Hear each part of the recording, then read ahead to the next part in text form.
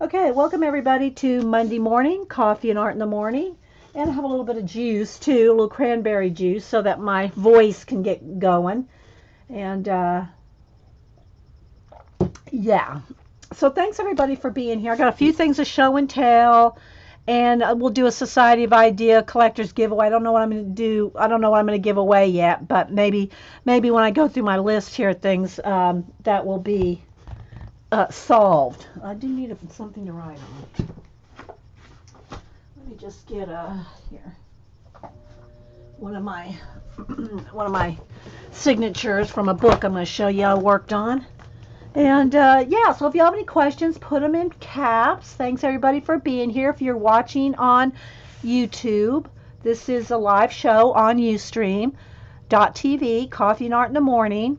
And if you subscribe to me over there, sometimes you'll get notifications if you check the I want a notification email when I go live. But that being said, I stream every Monday and Wednesday, 9 a.m. Eastern Standard Time, and the occasional Friday, and the occasional random stream. So if you subscribe, it's free, guys. You know, free to watch, free to, it's free to,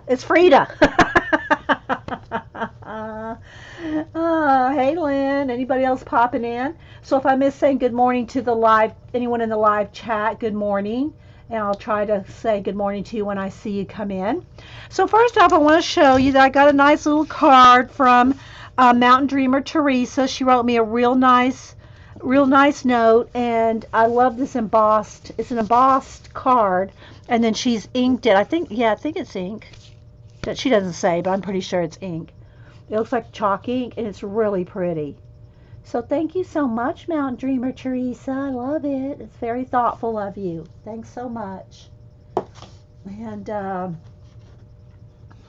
then I ordered some jet pen, a jet pen order. I got two new packs of the carbon ink cartridges for the pen that Zandra sent Janet and I. And it takes the carbon ink cartridges, and I really like drawing with this. And you know, you got to replace the ink when it runs out. But so it's a nice little pointy pen, fountain pen type pen. There you go.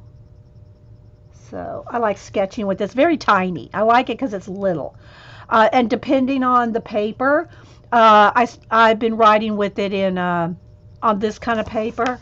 I got this paper out for some samples, and so I'll show you. It's very tiny. I'll have to zoom in, but depending on the absorbency of the paper will depend on your line width, of course.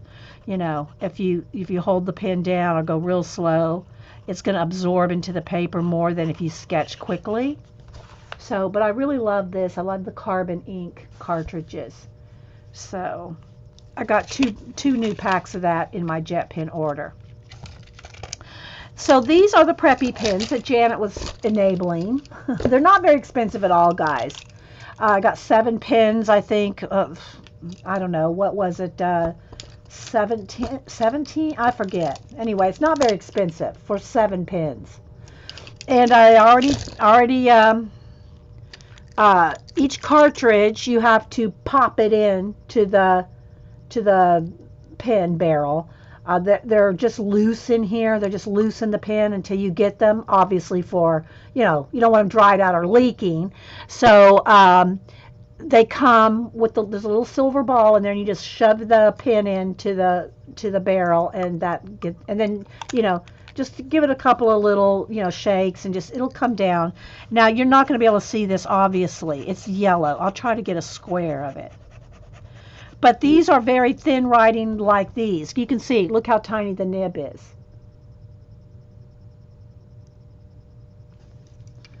So, yellow, pink. Let's see if I can, whoops, wrong one. I'll try to just do a little square here so you can see the colors. I'll hold up the little colors, but it's very thin. Red. But I really like these, Janet.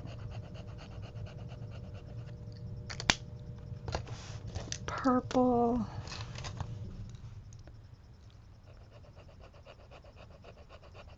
Just want you to kind of see the color. Green.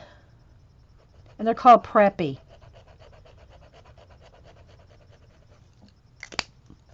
Blue. And they may have more colors. Janet, do you know if they have more than 7 colors? I just bought this as a set. They're okay, Rachel, love. They're okay. Black. So there we go. There's the colors. And you can see the thinness of the line.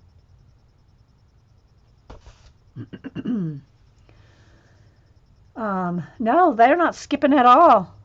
Not at all. No skipping. At least on this paper. This is just copy paper. It's 11 by 17 copy paper, folded in half. It's a big sheet folded in half. And I made a bunch of these signatures because I put them in a book. I'll show you that in a minute. So it's not skipping on this paper. It might skip, say, if you're putting it on watercolor paper or, you know, but they don't skip. They write pretty, you know, I mean, you think for under 20 bucks for 7 pens, that's a pretty good deal. So, yeah, so there's the colors. So that's what I got, that and 2 packs of my carbon ink to use with this pen that I sketch with.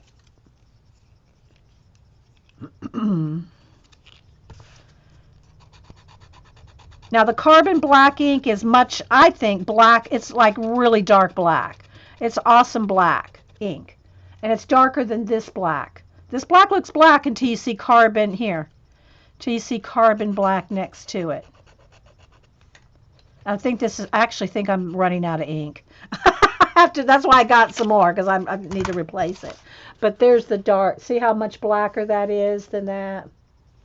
Yes, jet pens, Julie Topaz, jet pens. I did tweet a picture of it. So there's that. Let me throw these in my case here. My pen sketching case. Oh wait, I'm using that. I need to refill that. I mean replace that. So that sits over there. Okay, so I'm probably gonna need this here in a minute when I go to answer questions. So the other thing is, this one's pretty old. I'm gonna show y'all a couple of different. Let's see, am I back down all the way? There we go. This is one of my old desk journals, one of my handmade ones. And this has got some stuff in it, but I didn't completely fill it up. But this is a handmade book with rubber band binding. And these are just signatures made out of copy paper. And as you can see, it gets bulky. And a desk journal, let me show you one of my real, quote-unquote, real desk journals. I have about 6 or 7 of these, I think. I don't know. I've taken apart a couple of them, so I don't really remember. Oh, come back here. They're up on a top shelf. So these are my desk journals that I've bought at Barnes & Noble over the years.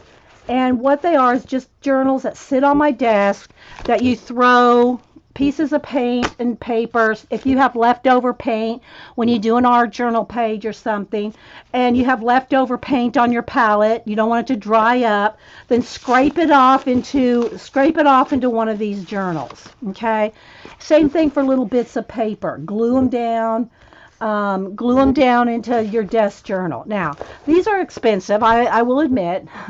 They are expensive, but I usually used one a year. So I think I got 1, 2, 3, 4, 5. I think I have 7 of these. I did take one apart, so maybe, and I have some other ones that are similar. I have other types, but of these nice leather ones, I did like one a year for a long time. This one is from 2011. So this one's from 2011.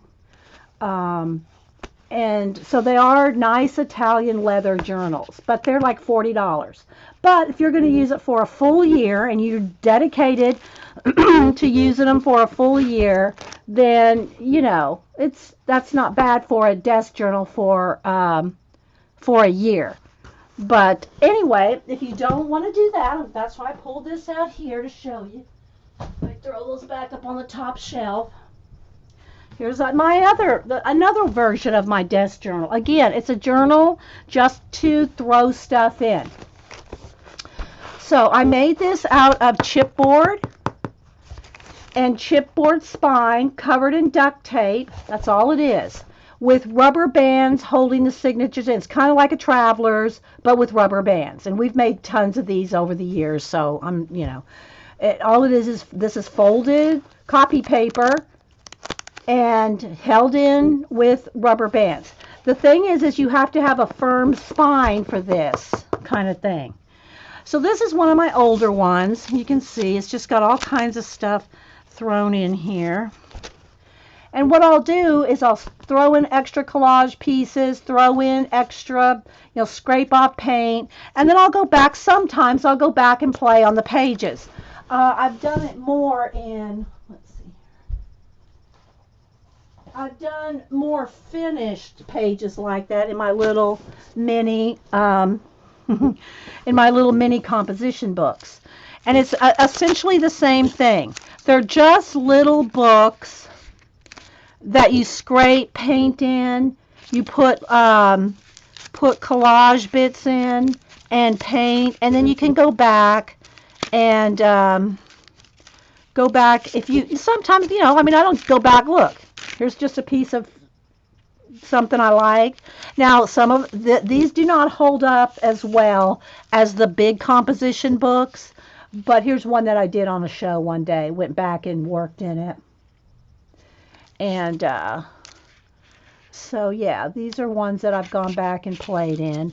And I've just had these over the years. Sometimes I'll pull them out and just do something in them just to show y'all how you can go back and play in your little, So these are a couple samples of that.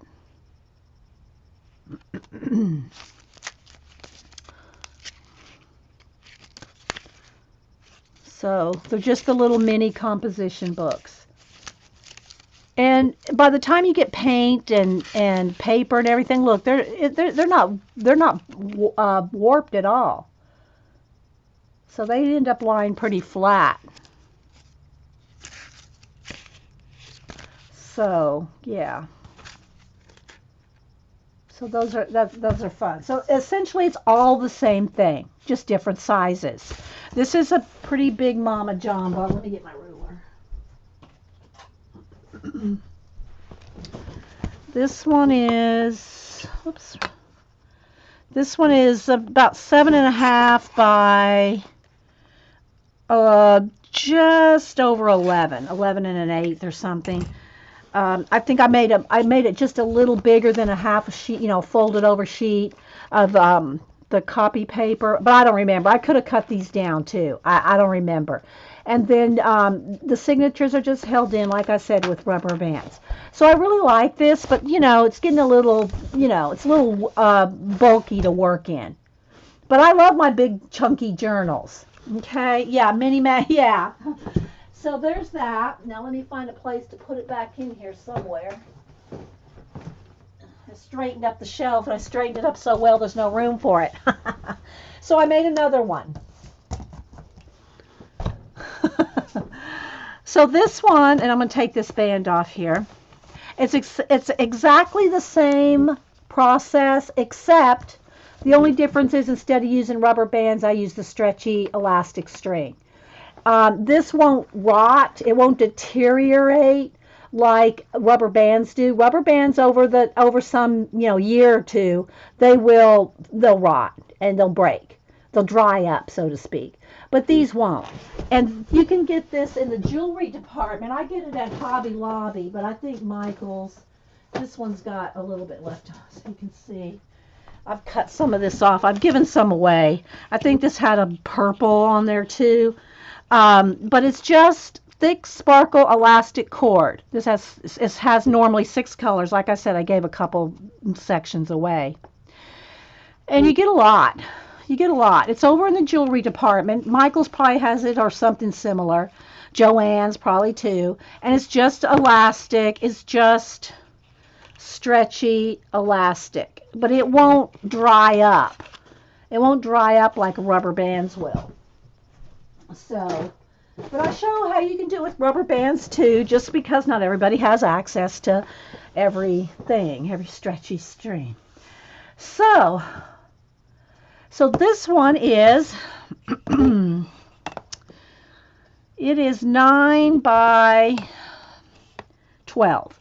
So this is a 9 by 12, and what it is, these are the signatures inside.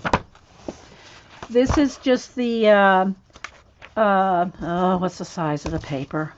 11 by 14? Yeah, 11 by, is it 14 or 17? Let me pull this out, forget. 11 by 17. So it's 11 by 17 copy paper, which is thin. It's copy paper, okay? This is not meant to be a journal, a collage journal. You know, I mean, it's just meant to throw in your junk and, you know, play, sketch, doodle. You know, I could do this in it. You know, it's just meant to be, I call them desk journals, just where you want to throw stuff in or whatever. So anyway, I think I put about, I don't know how many. Let's see, 1,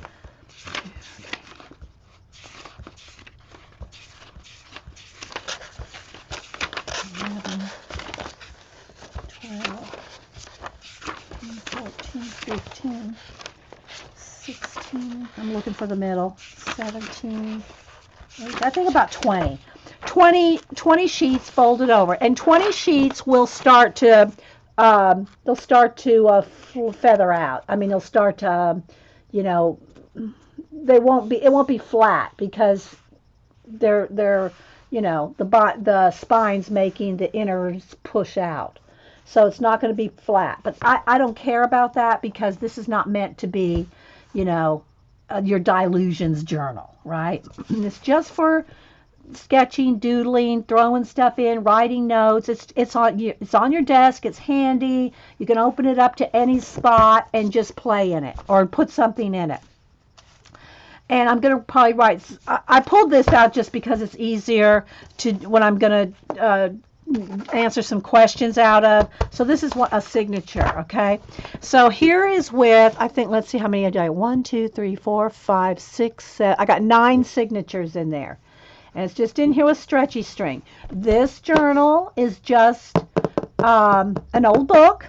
You can take an old book or chipboard. I took an old book and covered it with my calendar pages. The spine, I took the spine out, okay? I took the spine was about this big out of this book. I took the spine out and then put a double layer of chipboard. So this is 2 layers of chipboard in there. That's two layers of chipboard glued together to make a wider, because I did not have a book this big. Well, I do, but I'm not going to, they're not books that I want to cut apart. So I took the spine, which was about half this size, and then I doubled up some chipboard, and what I did is I glued everything together with a piece of fabric. Now, you know, technically the book binding tape fabric stuff is best, but I didn't have any, so I just fabric, just cotton fabric, you know, that I make my rag flags out of. Get it for, you know, get it by the quarter yard, quarter cuts. Well, what are they called?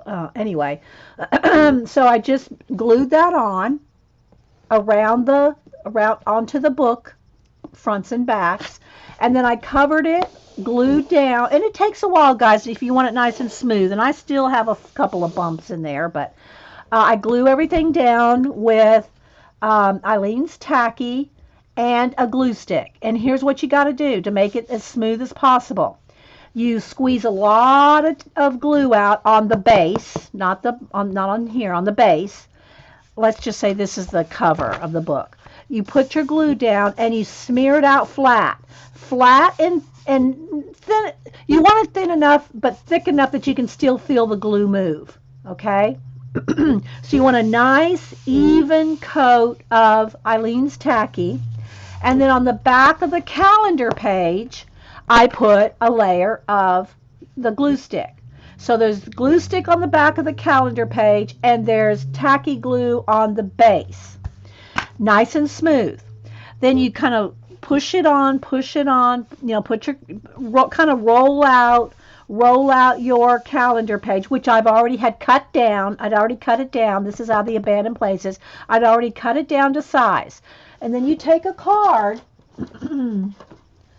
This is very important. This is fat quarters. Thanks, Suze. Fat quarters. This is very important. And I know probably most of you guys here have done this, know how to do it, but I'm just explaining it so that people, because they'll ask. So then you take a card, a gift card, whatever, and you start smoothing it out, little by little. And what you're doing is you're moving any excess glue up and out. Now you can do it this way, whatever, but as you're smoothing it out, glue is going to start seeping out. That's fine. Just have a baby wipe ready to, clean it up. But you want to get this as smooth as possible, and you got to do it with a card. Otherwise, what happens is you're going to get glue blobs, glue bumps underneath, especially if you're not careful to smooth out. I just do it with my finger, smooth out the thicker glue on your base. A lot of people say, well, I just use glue sticks on the front and back, and you can do that, but if you want if it's going to be a journal you're going to use for a long time or for a while, you really want it glued down well. And a glue stick can start peeling up, but here's another solution for that. Okay, so you get it all nice and smooth and glue it down. And then I went around all the edges with packing tape. I didn't do the whole thing because it's already a shiny page, but I went around the edges. Well, no, wait. Before I did that, I took a Copic marker or an alcohol marker, and I went around all the edges. I did all the edges because the edges were green. The edges of the actual book I used were green, obviously, except where the fabric is. So I went around with the alcohol marker. I just used a Copic, whatever, and covered all the edges with black. Then I went and I let it dry a second, and then I put packing tape. I used just some Scotch pack. This is the packing tape I use to send out happy mail and all that. So I use this. Now I will say what a little extra care that I took is after I pulled off the packing tape, the long strips, and you tear it off, you see you have a serrated edge. Well, you probably won't be able to see it, but there's a serrated edge from the little knife thing here where you tape it off, pull it off. I did not want that serrated edge showing. So what I did is on each end of the tape, I cut off that serrated edge, just so it's flat there instead of bumpy. That's just a little bit of being a little anal, but that's what I wanted. I wanted it smooth. So then I went around all the edges, and then after I put it down, I took a bone folder, and you can actually watch it like go from milky to clear as you do this, okay? And it's probably going to depend on your base paper too. So I went all around the edge and smashed it down. It probably took me a good hour and a half to make this, not including folding all my signatures. That I already had these ready to go. So this whole thing took me about an hour and a half to make, but I've made many before, so I knew what I was doing. And I didn't have to think about the steps or anything because I already knew how to do it. But, give yourself a couple hours to make this. So here's the front. Here's the back. Here's the inside. And I put my Society Idea Collector stamp there. Here's the inside front cover and the back cover.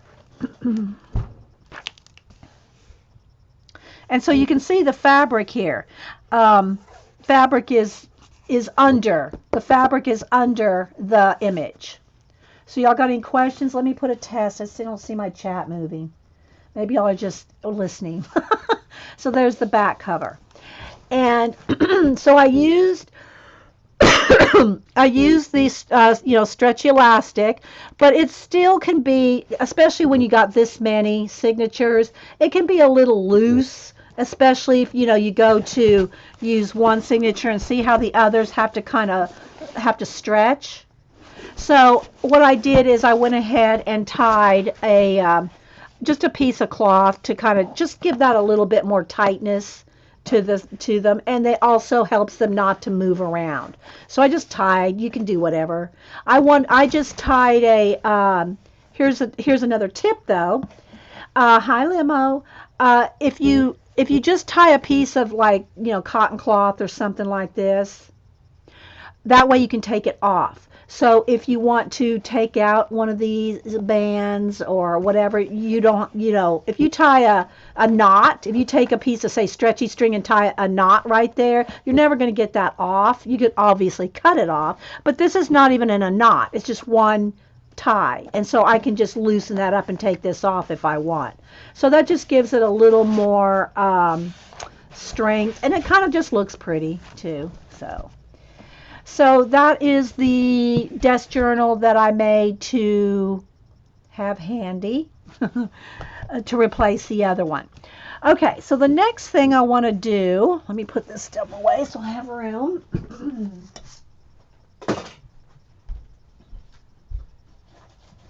Pick up as I go, because it piles up after a stream when you start showing a lot of stuff.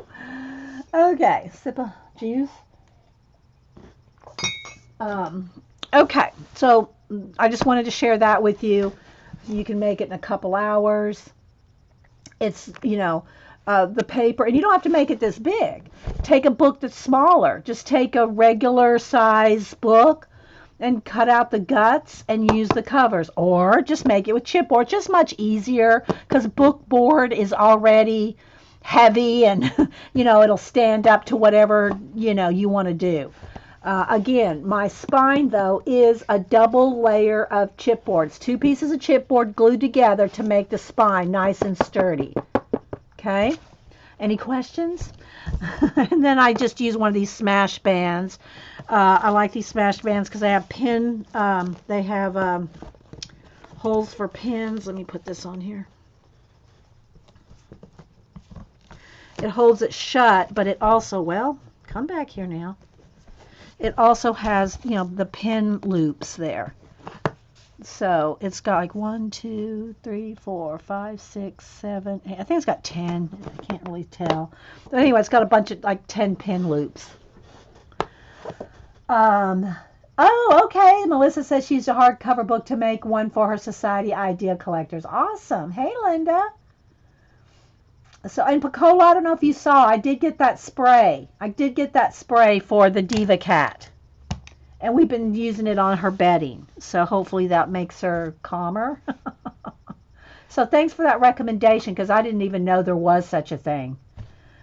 So, okay, so I'm going to just move this aside, but I wanted to show you, I do have a signature. This is exactly what the signatures look like. I just have one loose one so that I can write in it without being bulky on stream. Okay, then in my I work out of 3 travelers journals. I have different journals for different purposes. So here I have I don't do dating. I don't date. I don't do plannering dating. Anyway, so the page, any book that I have that comes with any journals or anything, or I buy separate that have dates in them like this, Monday, Tuesday, Wednesday, I don't use them, right? I have another tiny little book that I write birthdays in and all that. So when they have dates like that, I just kind of ignore the dates. Or you can washi tape them out or whatever. White them out if you want. But I just like the book, so I just ignore the date. So you can see where the dates are right there. I just ignore it. So what I did here, and this is why I got my orange marker so I can do some check-offs. And I got my big paper clip holding it open here. And here's the pen I'm using, and which I have pen loops in here.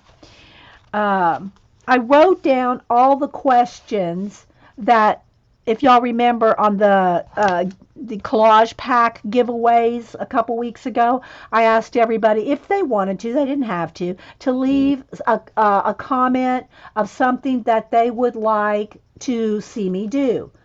Or, and some of it I gotta admit I'm not going to do, but I wrote them down and I'm gonna read them. And so if we come across something that I can do a quick little demo or sample of, I'll do that. Otherwise, we'll get to it. So I wrote them all down. I went through all the questions. Now, some people asked the same or said the same thing.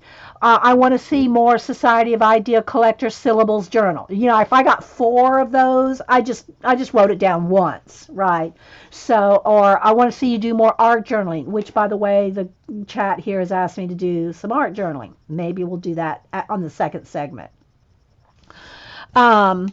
And I might have had 5 people ask to see more. Hey, BDI Beth. Hey, Jennifer Crackalacken. Might have asked me to do more art journaling. Well, I only wrote it down once. That kind of thing. Okay. Well, no, Jennifer, if you just got here, I just made me a new desk journal. There's my new desk journal, Jennifer. This is my in-bed note-taking one. So I sat and it was rainy, and so I just I did watch some of Janet's stream yesterday, and I saw you stream, Jennifer, and I saw Colleen was the day before, and I saw CBC Heather did I haven't watched those yet. So, but I did see that y'all stream. So anyway, if I'm watching a video or something, in this case, I have my laptop on my lap, taking notes off of the comments in my YouTube channel. So I wasn't watching videos because I was going off of my own, I had my own YouTube up, writing down this stuff. This took me a couple hours to write all this down. Maybe a little less, maybe. I don't really time myself when I do stuff. Okay, so I'm going to read the comments, or the requests, if you will, and tell you what they were. And then if there's something we can stop and do a little answer to, then I will do that. Okay? Yeah, links should be open. Y'all can put your YouTube links in there. Go ahead and put your link in there, Heather. Heather, tell me the name. Tell me the name of your channel, because like I have you just bookmarked. I don't have your full YouTube name, and that's true with everybody. Like Janet, I just have Janet, and that's not the name of her channel, but that's how I find people. Okay, so again, these were questions that people, or comments that they'd like to see more of, or demoed, or whatever, from the collage fodder giveaway show from a couple weeks ago. And by the way, I am going to pick out 2 names that I'm considering this a Society of Idea Collectors segment. So this will be Pacola. What number is this? Do you know? Is it 25, 6, 7? Pacola always seems to know what number of the Society of Idea Collectors episode that we were on. But I'm going to put this video under Society of Idea Collectors because it's got how to do, desk journals and, some tips, if you will. And if we do any tips off of this, that'll fit in there too.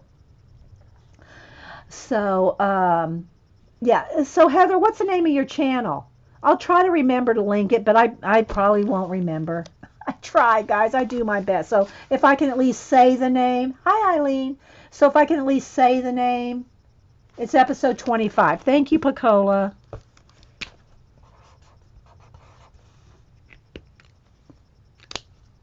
The name of your YouTube channel. Okay, so here's some of the requests I got. More Society of Idea Collectors. Well, I'm considering this a Society Idea Collector. They didn't specify. Some people like more mind mapping, more idea generating type, more taking different combos of things. And that also all carries over, guys, to say, like when we do the art scroll, our drawing and sketching on the big wrapping on the big craft shipping paper, all that carries over the same thought process that I use. That's how the same process carries over from my mind mapping over to that. So it's a way to combine, and I usually keep it simple for demo purposes, a person, place, or thing. You can combine multiple things, multiple ideas, multiple topics, nouns, verbs, adjectives. You can combine many different ways in mind mapping. I try to keep it fairly simple for the show because otherwise, if I don't, then if I get too complicated of a mind map, then people go, I don't get it. And I have to tell them, go back. You have to go back to the first, second, third, you have to go back and watch the beginnings of the mind mapping, the beginning of the idea collecting. And Gene named it Society of Idea Collectors. I just called it idea collecting. So you have to go, start at the basics, especially with mind mapping. And you have to do it. Because if you don't do the mind mapping, you don't get it. You think, oh, I can do that in my head. Well, you really can't. Just saying, because as you're writing things down, more things come to you to branch off. Whether you do a mind map with a tree, a linear, a list type, a branch type, a circle type. That's my favorite type of mind mapping to do. And here's your topic, and you mind map off that. Then you can branch off of this, and you branch off of that, and it just branches off. But some people like to do, just like this, like a tree, like that. I like the circular type in the middle. I got my theme in the middle, my topic in the middle, and I branch out from there. But anyway, what I'm saying is that you have to do it to get it. All right. So anyway, I had people request more Society of Idea Collector segments, if you will, and but I wasn't sure if they meant they weren't specific. More collage, more fan art portraits. I have people asking to do more, and by fan art I mean famous. Anybody that's famous, well known. I've done I've done video, YouTube video people, their portraits, and I've done movie stars and things like that. I don't really do things like cartoon characters, a lot of people, Batman and, Deadpool, all that stuff. I don't do that. It's just not my thing. It just doesn't interest me to do that kind of fan art, but I like to do more realistic portraits rather than like cartoons or comics. Okay. Jelly print. They want more jelly prints with collage that you can use the jelly prints in abandoned places. We kind of, I don't know that I used it in abandoned places. I used it in another book. But we did some jelly prints to use in the collage. And I found, let me see if I got an example here. In one of these sketchbooks here, one of these books, this is a square one. This one's different from my, this is the one, what do you call it, Dina Wakley one, the one with the burlap and all the different things like that in it. We've done inking and gessoing and backgrounds, and I'm going to use these backgrounds for my little creatures and animals for the cell phone cases, which I still got to get back to that. This is just a square journal. This is the one that I have this piece in and some other things. But what I wanted to show was where I've glued down. This is pretty new. I don't have a lot in here yet. Some jelly. Uh-oh, God, I didn't let that dry very well. Okay, so here's some jelly printed pieces that I did on the, what do you call this? Deli paper. Deli paper. So these are jelly, and what's nice about this is it glues down so easily. It's like using tissue paper, but it's not as rippable. Okay, it's more sturdy because it's deli paper. A little ASMR moment. Hi, Terry. It's not going to tear like tissue paper. If I did that, I'd probably tear it, at least off the edges. Hang on, guys, 1 second. Terry just came in. You know what that means, right?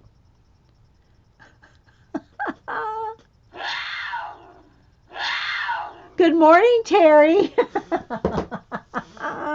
So deli paper, and there's different brands, different sizes, different kinds. This is a smaller kind. I have the larger ones too. But when you jelly plate, what kind of book is that? This one is just a square sketchbook. I'm not sure if it even. I've covered it up, so I don't know the brand.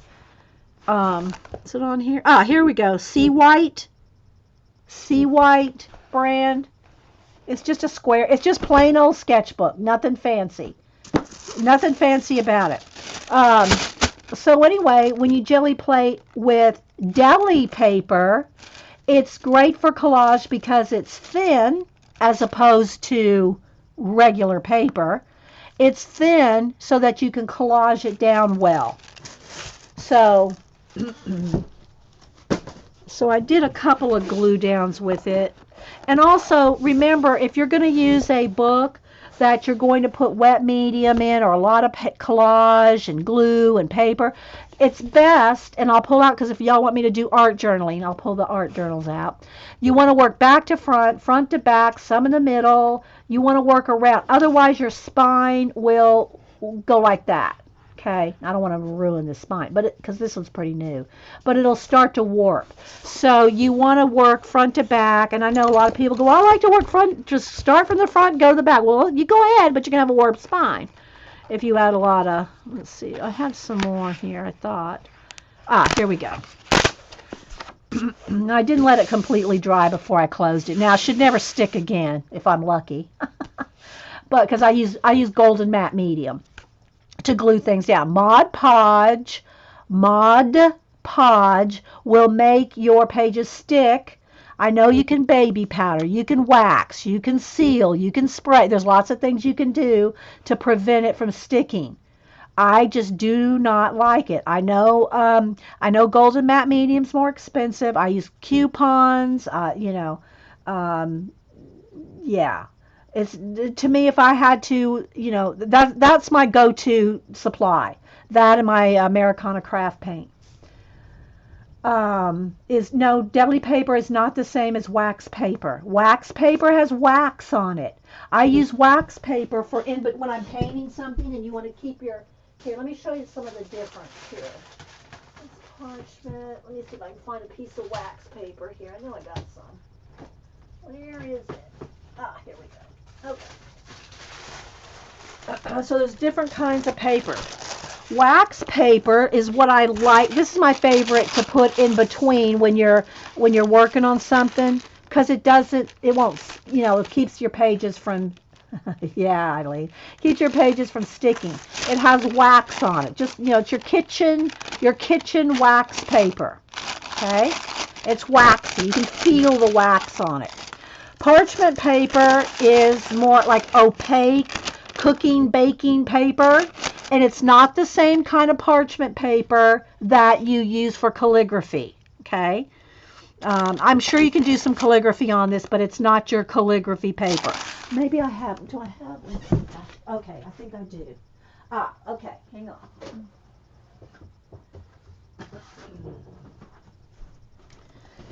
Here's wax paper looks like in the, and most of y'all know this. I'm just showing it because a question was asked, so I'm going to be thorough. Wax paper, just a roll of wax paper. And these, by the way, are awesome after you've used the wax paper to cut the edge off, and you have a little, I take out the metal strip too, or cover it up because I don't use this edge like for washi tape, but washi tapes fit really nice in here.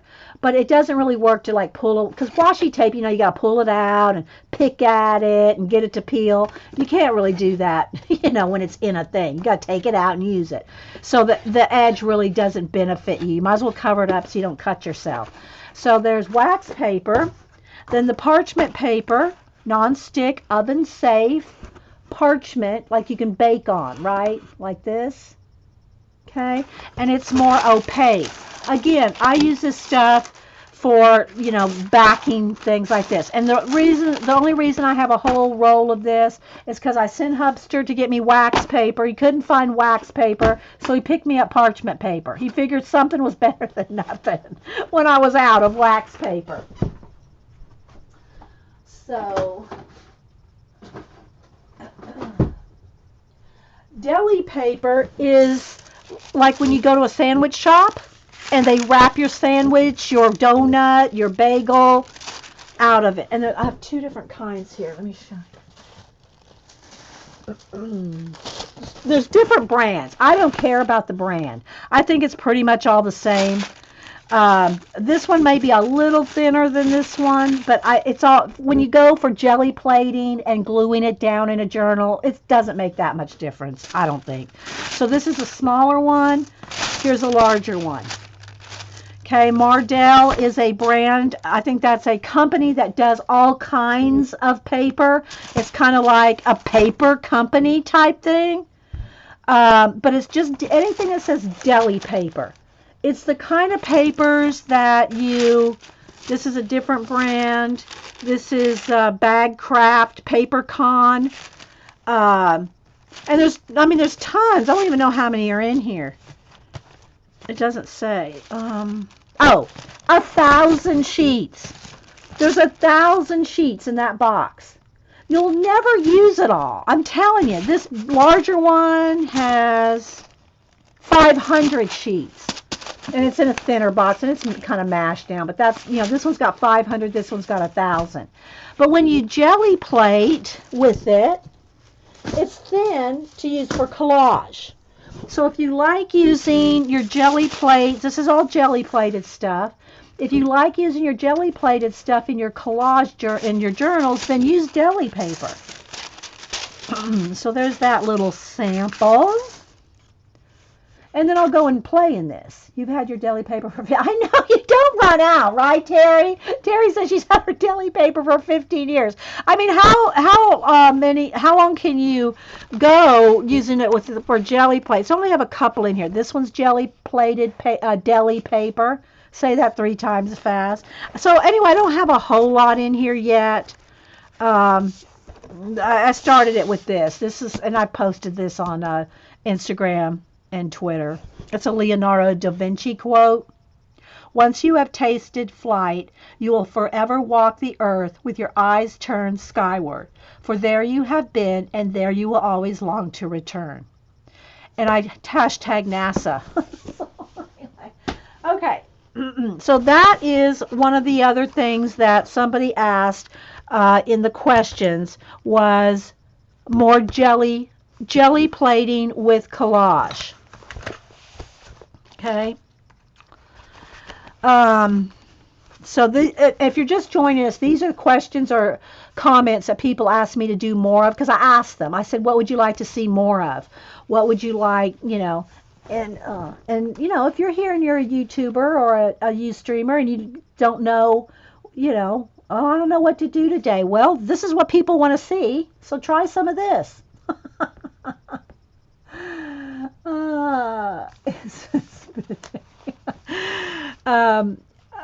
This is what they're asking me to do. They want to see distress inks in a color book background. They asked, and I wrote in here a note. They asked for chalk too. No. LOL. Chalk backgrounds in color books. Did I say color books? Yeah. Distress inks in a color book background. Asked for chalk too, and I wrote no. LOL. But how I use ink, distress inks, and I haven't done it in a while, is they're awesome to me. I have them because I ink edges. Like in the magazine journals. Let me pull one of those out. Hang on. Let me make a spot here. Come on, lay there. Lay there. Doesn't want. Here, I gotta open it up there. Okay. Let's see. Let me find one that I've inked the edges. Where are they? Oh, I think I just, no, something else. I was going to say, I think I found something I lost a while back, but that's not it. Okay, here's one I think. I think this has, so y'all know we do magazine journals. We haven't done it in a while because there's so many projects and so little time. These are magazines that are glued together, and you can see this is 2 magazines, and you can see how if you're not careful, your spine will warp. This one's not as bad as a couple of the others. And then also our mini magazine. Our mini magazine Ideal Collecting Prompt Playground. Again, this is it's 2 magazines so cut down in half and glued together, so that makes 4 signatures, if you will. And I've talked about this before. If you want a perfectly cut down magazine, take it to your office supply, Staples, whatever, and have them cut your magazines in half. They'll be perfectly flat, perfectly straight.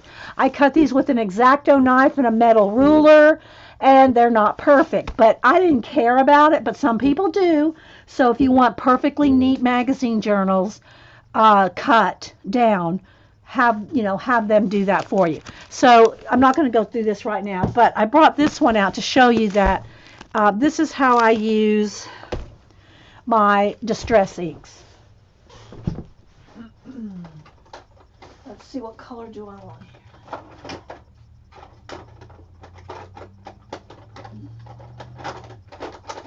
I want a color that's going to show. Let's see. I don't know if the green.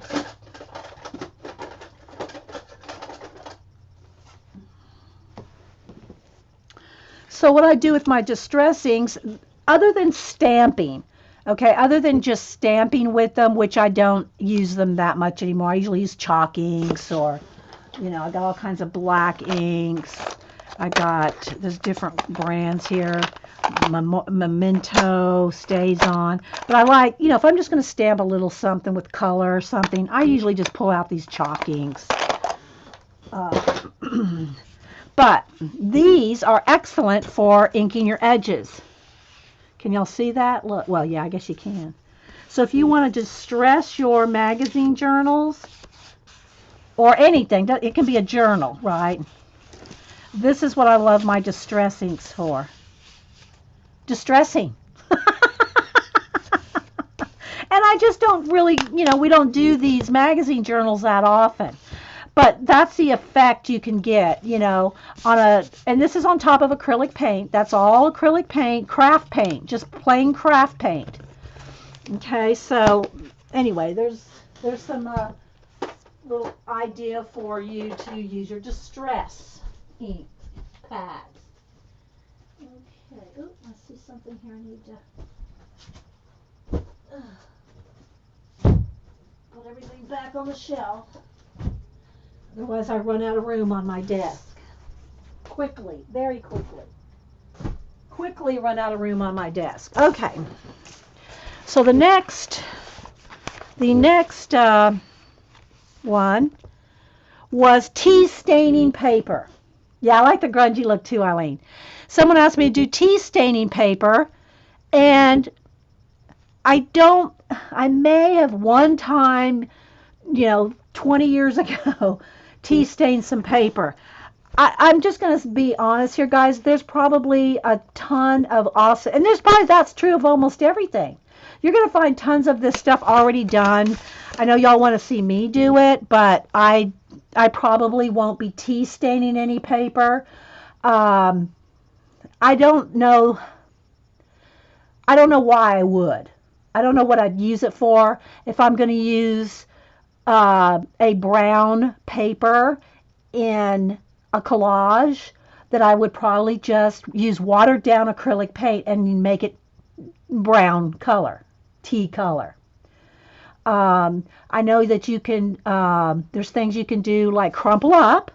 You can get your tea water, right? Your seeped tea, and take a piece of paper and ball it up and kind of leave it in there, and the tea will get on the cracks and the crevices, and you can open it up and you'll have a cool tea dyed effect paper. Okay. Yeah, Eileen said tea stain spray. Yeah, and I've got walnut inks and all that stuff. But it can have a cool look with the wrinkling. The wrinkling with the, but you could do, same thing with paints and everything. But it looks cool. And it's tea, right? So, but just saying, I probably won't be doing that because I don't know that it's, worth a whole show to do that. But, trying to keep up with chat too. If y'all have any questions or anything, put it in caps. I didn't see CBC. What was the name? Someone saying congrats. I don't know if that means on your YouTube or did I miss something? Oh, okay, something. Oh, somebody liked one of her. Okay, sorry. Hey, Colleen. Okay, how to do galaxies and waterfalls. Now, I wrote all these down. I wrote them all down because I just want y'all to know what people are asking me to do. And the thing about I almost show you that every time I do a collage. I do galaxies and waterfalls in some form or another, probably on every mixed media collage, and in a lot of my abandoned books. But so I wasn't quite sure. I put a check mark by it, meaning I have done that a lot. And I understand that not everybody's seen. And by the way, I just went over 900 videos. This last video was video 901. So I was real excited about that. So I think I've been uploading to YouTube for just under 4 years. I'll have to go back and check the date. I mean, I've been on YouTube since 2009, 8, something like that, but I haven't been uploading videos except for the last 3 or 4 years. So we have 900 videos in that amount of time. Now we've done Ustream for another 3 or 4 before that. Well, 4 or 5, yeah, about at least 4 years before I started uploading to YouTube. We were doing Ustream videos. So it's going on 8 years of videos. So yeah, thanks guys. So show how to do galaxies and waterfalls. If you look at any of my collage, any of my mixed media, you're probably going to see a galaxy and a waterfall. Thanks, Krusty. Thanks, Limo. Thanks, everybody. Light in a glow. I've done a little bit of that in color books, and some people didn't specify whether they meant in collage or in color books. So it's kind of the same thing because I'm using acrylic paint usually, or some kind of a base and then pencil on top. But let's see if I can think of one that has a glow. Is it this one?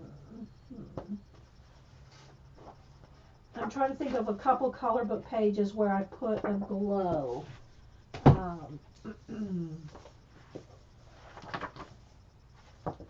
Was it Magical Delight?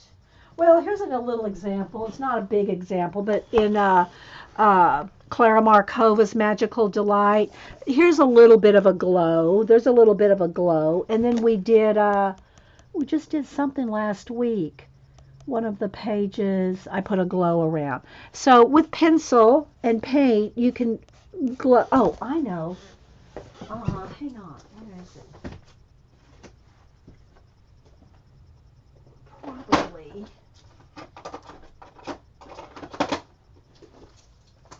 I don't want the shelf thing to fall over.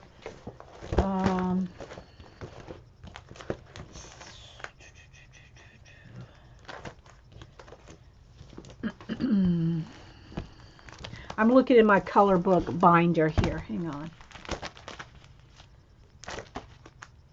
Well, here's where, this isn't exactly a glow. This is more smoke or mist coming off of her hands. See, that's all done with color pencil on black acrylic paint. The reason that works, the reason you can do that is because of the black acrylic paint. Old friends, exactly. Here's a little bit of, it's more mist than glow. I'm kind of just going through here. Here's some more mist. This is with acrylic paint, and see, that's with acrylic paint on a baby wipe to get that kind of foggy effect. And then this is color pencil. Okay, and again, it's on top of acrylic paint. I'm looking for light glows, though. I know I got something in here. Hang on.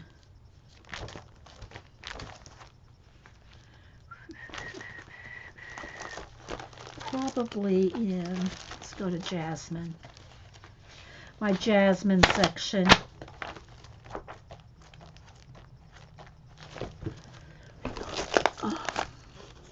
Okay, here's a little bit of a glow on a planet right there. That's kind of a little bit in her lantern. Here's some fire. People also ask me to see me do fire. Okay, here's one that I did in the Jasmine Halloween, and we did, see the glow coming out of his eyes? We did it with paint, pencil, and stickles. The rabbit one with Hannah Carl's on. Yeah, I have to look for that, the rabbit one with the, so here's a glow coming out of his eyes, like that.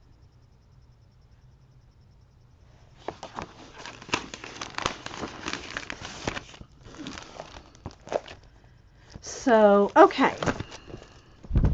But I can do more of that. But it's kind of like you have to have the right, you know, whatever to do it with. I mean, you know, scene. Okay. Draw a French bulldog, a gray one. I love that. I wrote it down. I wrote down everything. I love to do, you know, random pets and stuff like that. But the thing is if you're wanting me to do your particular dog, you really just need to have a commission portrait, because otherwise I'm just playing around. Like I always use my sister-in-law's pug. His name is Chug. I use him for examples whenever I draw a pug. And the same thing with like a French bulldog. I could draw, you know, just find a random picture of a French bulldog and it'll look like a French bulldog, and it would look similar to your French bulldog, but it won't look exactly like your French bulldog. Does that make sense? Because everybody's pet, there's little characteristics and nuances in your pet that it's not going to look, you know, a random French bulldog is not going to look like your dearly loved French bulldog. Yeah, Chug the pug, I know. I use Chug all the time. Now Chug is very, very old. He's very old. So my sister-in-law's had him for a long time, and so the pictures I use of him, he's, you know, younger. And again, art on used tea bags. I'm not quite sure what that meant. I have not ever, I don't think to my immediate recollection or while I was writing this down, art on tea bags. I've seen tea bags, you know, emptied tea bags and the bags themselves used on collage and stuff. But I'm not sure what they mean. Drawing on them? I'm not sure what that meant, but I wrote it down. Water, mist, and fog. Again, water, mist, and fog I use almost every collage, one or the other of, you know. I do mist, mist, water, and fog on almost all my collages. and color books if I possibly can. I'll put mist in space, mist over the water, floating fog across the pages.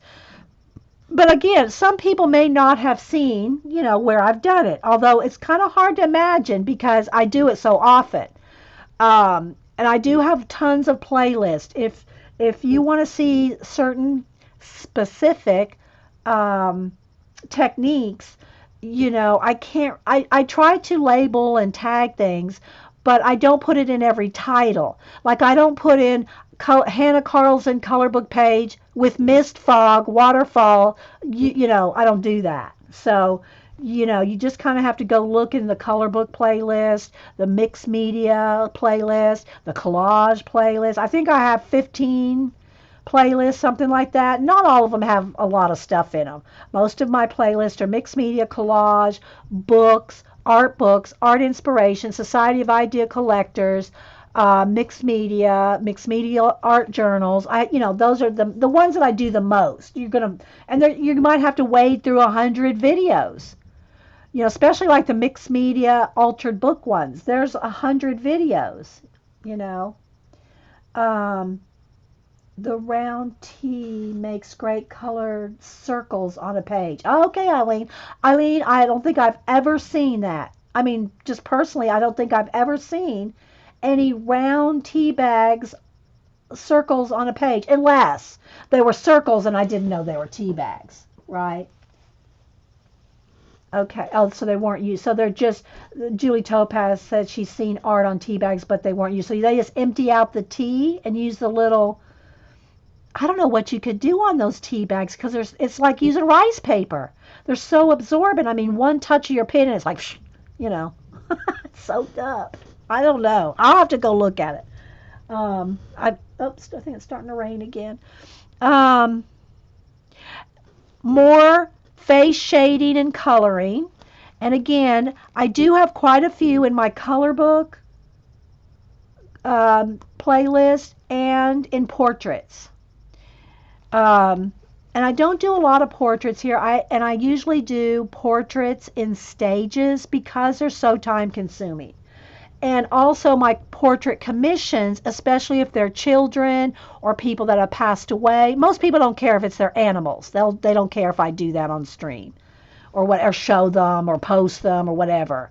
Their animals. But people. I always get permission before I use them on a show.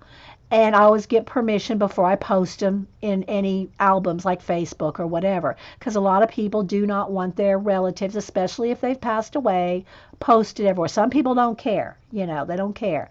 But I'm still really careful about it, and I try to make sure and ask. Well, I always ask before I post people. That being said, it's very time consuming.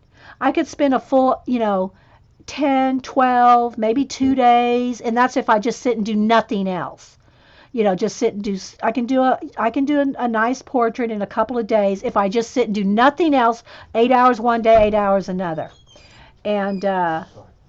yeah. Do you use any of these finally? Oh, you gonna throw those away? Yeah, if you don't. Well, put them in the garage. Well, yeah, I don't really need any.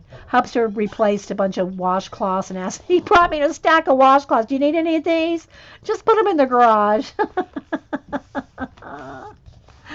um, so I have done a few demos. Like, hey, Karen, I've done a few portrait demos where I've started because that people that can't draw faces or don't draw them all the time, don't draw them well. I showed how to do grids, and I did the couple that I showed. I think I did one of Darcy UK, one. I think I did a grid portrait with Jen Oz's granddaughter, and I showed how you make like 2-inch grid. Maybe it was at 2 inches, I think.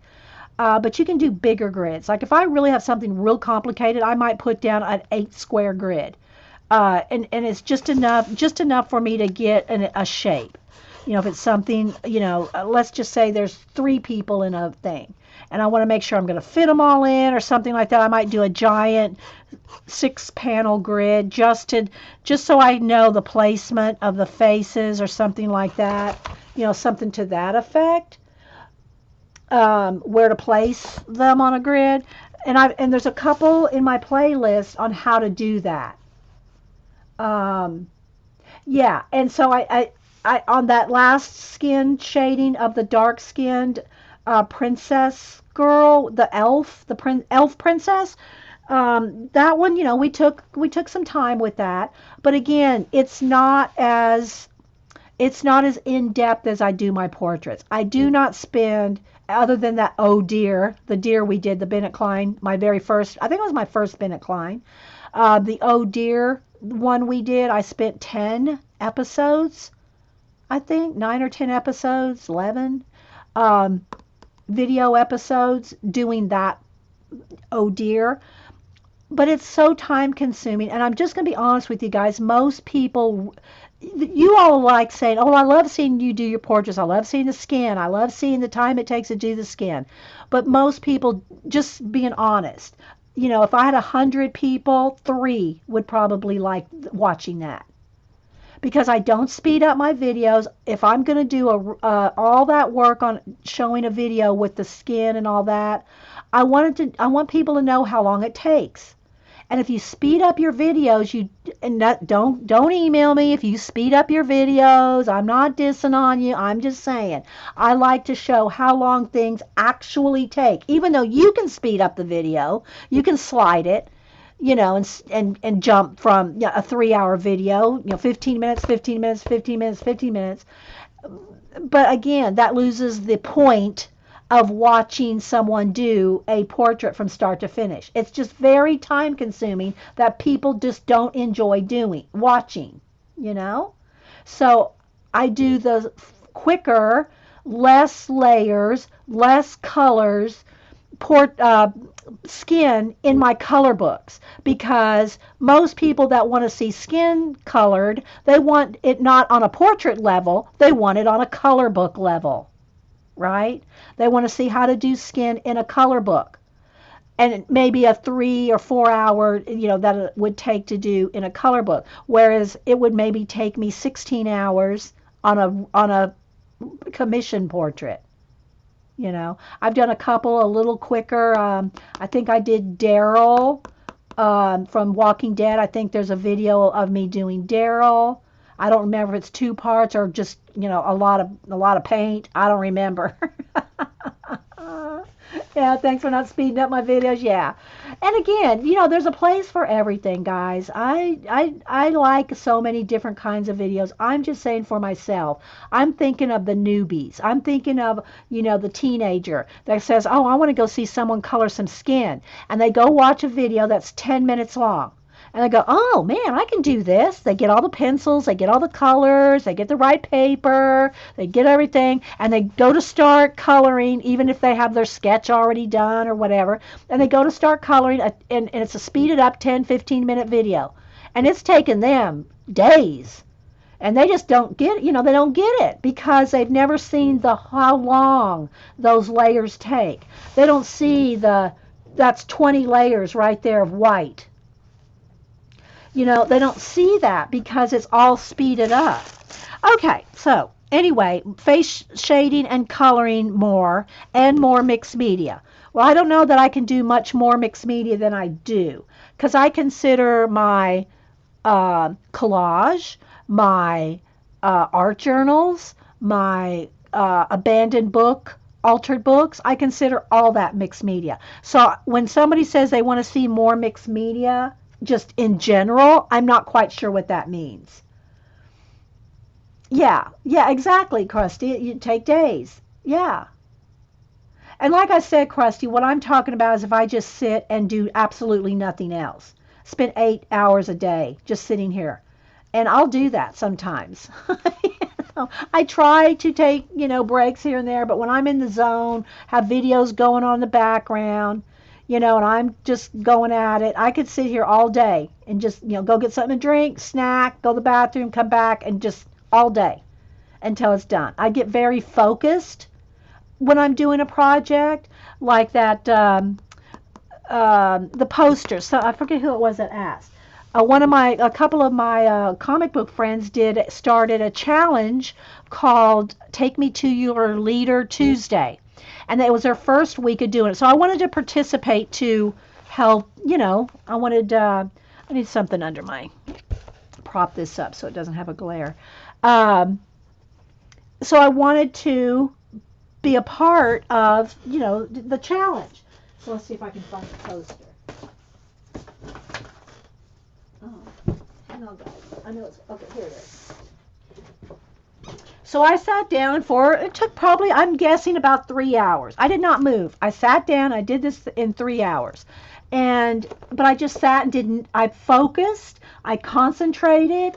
And I did this poster, which I do have torn edges. I did all the torn edges on purpose because of the way I wanted to photograph it.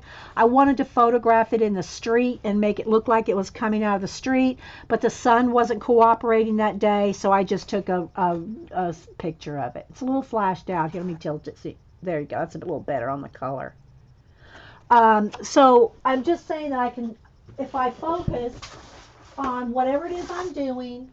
Don't get rabbit trailed. Don't get sidetracked. Don't get on Facebook. Don't start, talking politics somewhere. Then if I just sit there and focus, I can get a lot done.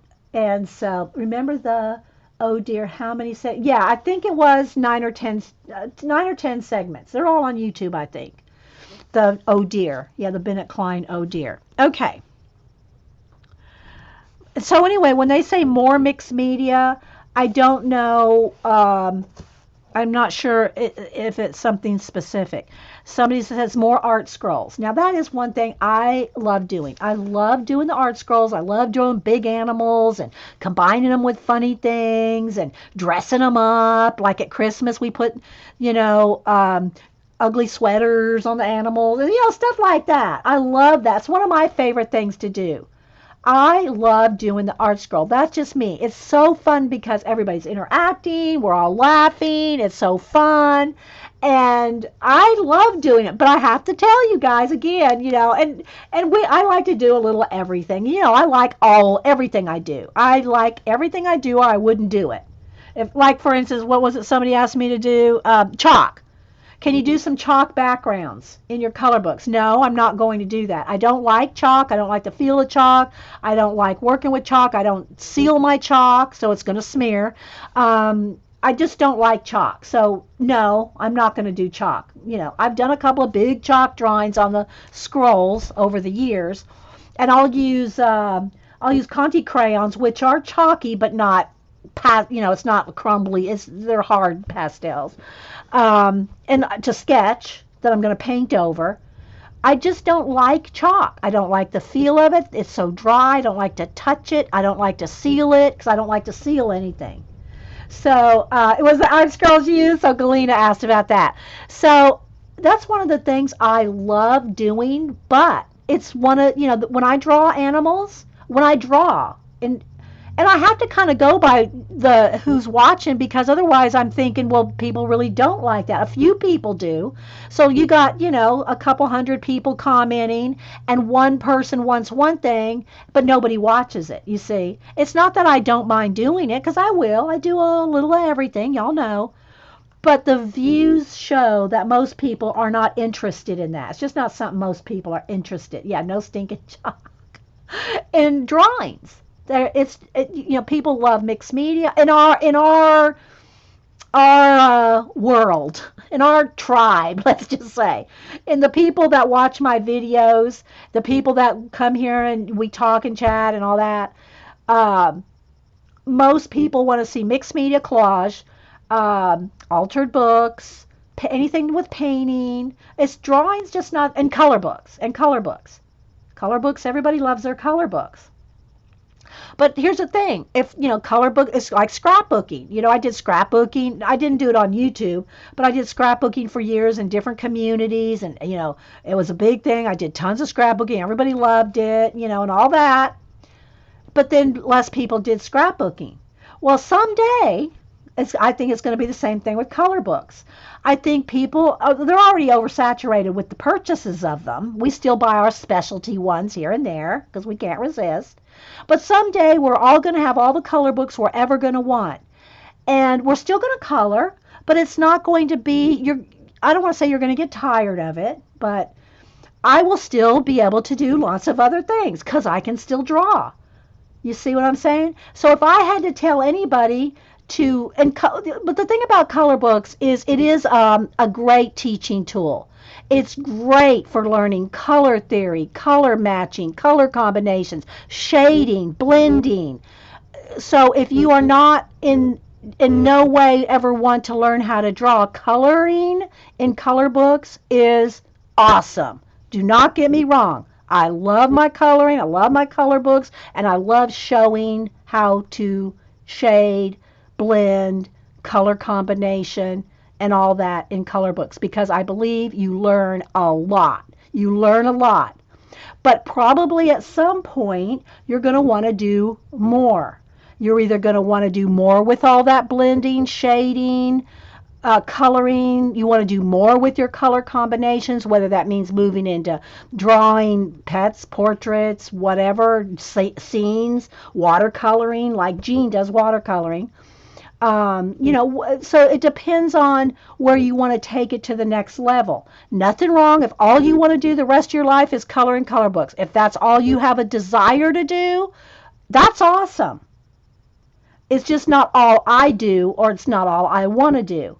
And so I'm just saying that at some point there's probably going to be, less. Well, there already is less color books sold. Now you can buy anything online, of course, but just to as a coloring hobbyist, same thing for scrapbooking. The scrapbooking's all downsized. There used to be a scrapbook store on every corner. Now I don't even know of any locally. I don't know of any in Atlanta. There's probably somewhere in Atlanta. But we used to have archivers and a scrapbook store independently owned on every corner.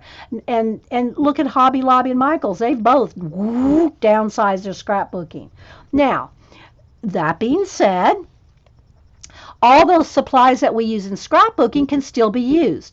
Altered books, collage, junk journals, planners. Same thing with planners. Planners are a big thing. But I think I love my planners. I love planner videos. I love me some Miss Vicky B. But I don't plan.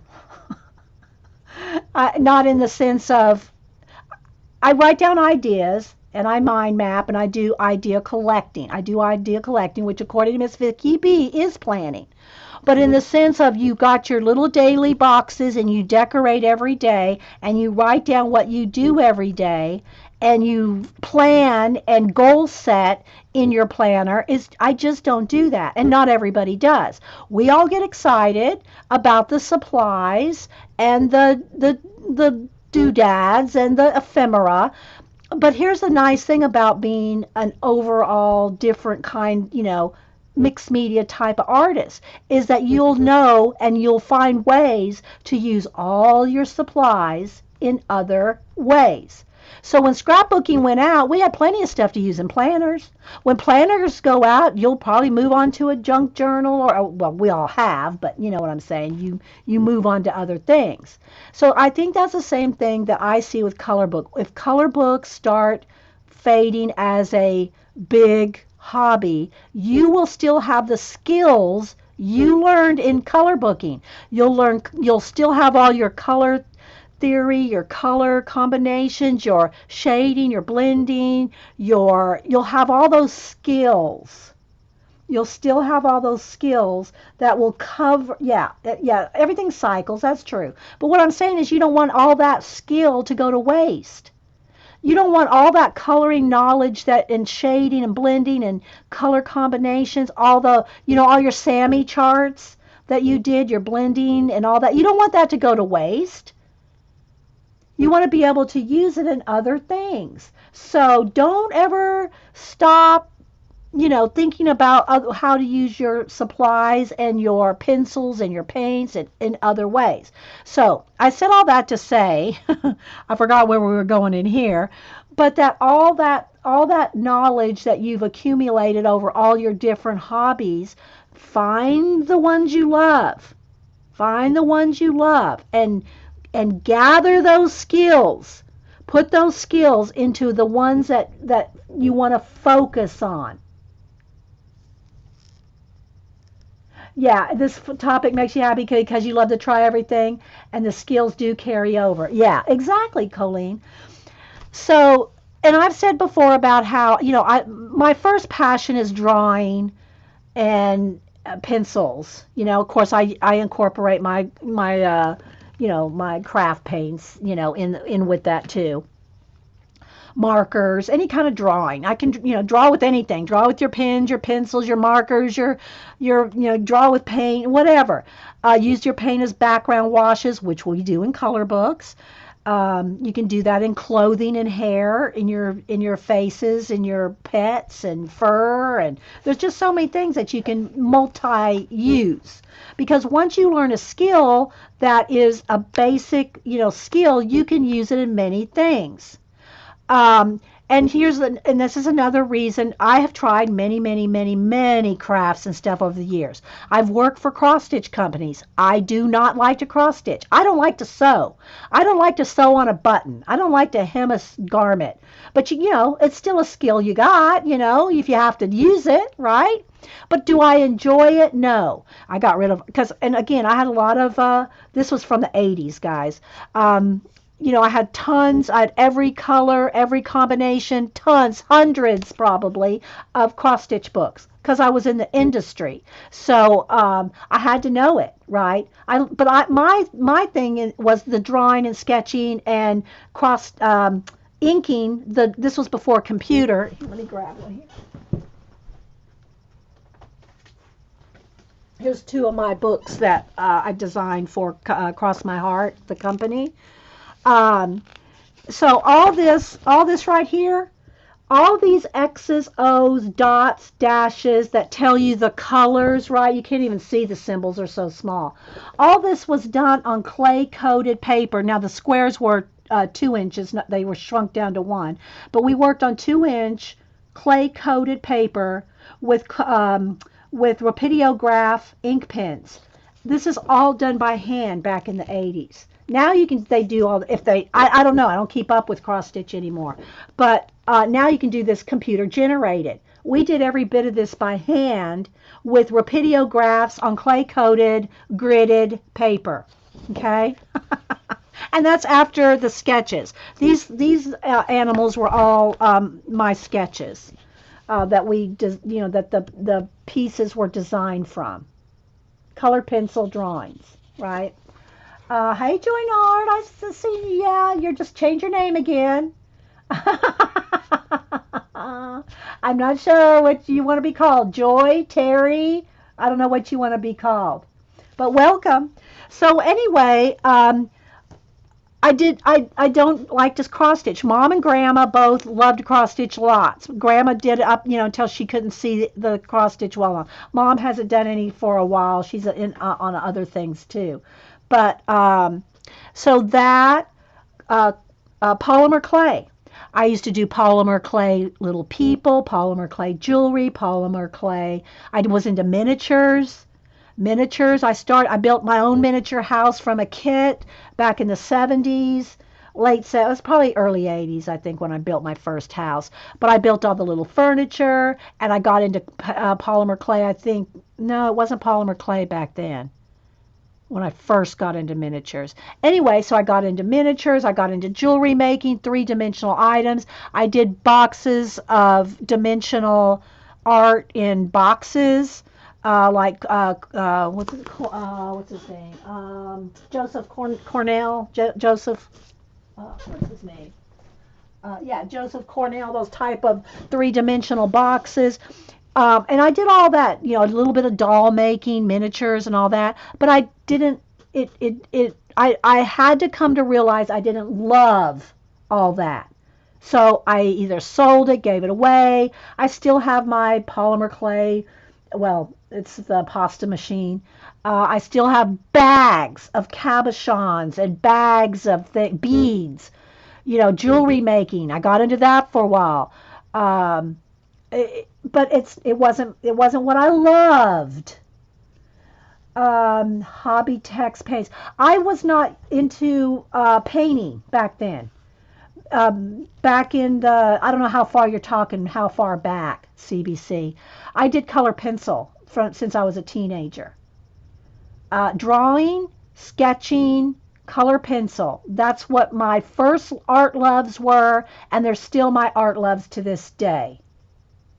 Do I still have some of the dimensional boxes? Yeah, I do, Susan. There's some out in the garage. I don't know if I can get Hubster. They're up on a shelf or something, and they're probably really dusty. I think I have 3 or 4 of them. I still have 3 or 4 of them out in the garage. So anyway, I say all that to say that regardless of what you're into now, think of those skills. I mean, ATCs. You've seen. I've got 5-inch thick binders with ATCs. I did ATC solid for 4 years. I did calligraphy. I was in calligraphy guilds for years. I did calligraphy professionally for years. And so I still love calligraphy. Don't get me wrong. I still like calligraphy, but I got out of the business of doing it, if you will, once everybody had the ability to just print out a font. And I still do, I've said this before, I still do the occasional big, oversized certificates for our local karate dojo when the kids and sometimes adults graduate. I do the calligraphy on those. Um, because it needs to be hand. You can't run those things through a. Well, I guess you could, but they wanted hand drawn calligraphy on their certificate. So that's about, other than the brush lettering we've been trying to do here every now and then when we have time. Uh, um, but I love me some. I've got shelves and shelves and shelves of lettering, fonts, calligraphy, how to do lettering, how to do. I mean, I've got tons of books because I love it. I love lettering, but only so many hours in the day. Colleen, I started embroidering and just saw you can embroider on tea bags. That's an example of carrying over to mixed media. Yeah. See, for me, I do not. I've never liked to sew. Grandma used to make our clothes when we were kids, and she could sew up anything. Our doll clothes, she could sew anything. I never enjoyed sewing, and I did embroidery back in the 70s on jean jackets and on your jeans, and did all the little borders around the hems of your, jeans that drug on the ground that far. I did, and I still have I think I still have one little shirt from Denise when she was 1 or 2, a little jean shirt that I embroidered on the back of. So I did some embroidery in my day. But am I going to go back and ever do it again? Probably not, But, I have the skill, you know. Now you do get out of the, I don't want to say habit. Your skills can be, diminished with lack of practice, like calligraphy. There's no way I can do, well, I don't want to say that. I don't, my skill at calligraphy is not near as it was in the 80s, 90s when I was doing it a lot, right? Uh, but I still do it proficiently enough to sell a few certificates, that kind of thing. I love the brush lettering, and I've practiced some. Y'all have seen we've done some brush lettering practice, but it takes time. Let's just be honest, guys. People, I'll say, oh, I want a color book like, I want to shade like, I want to be able to do portraits like you. I mean, I'm just being honest, guys. It takes years of practice to get good at anything. We can all pick up our brush pens and with, you know, maybe a month of Sunday, a month of a couple hours a day, you could probably be, pretty good at it. But to be really, really, really good at it, you got to love it. It's like a musical instrument, and that's to me the best example of practice that I can say. You don't pick up a musical instrument of any kind, never mind learning how to read music. just the practicing of on any instrument. You just don't get good at it in a month, of 2, 3 months, a year. You can learn it well enough that you may enjoy it as a hobby, but you're not going to be Carnegie Hall worthy by practicing even an hour a day for a year. You're just, it's just not going to happen.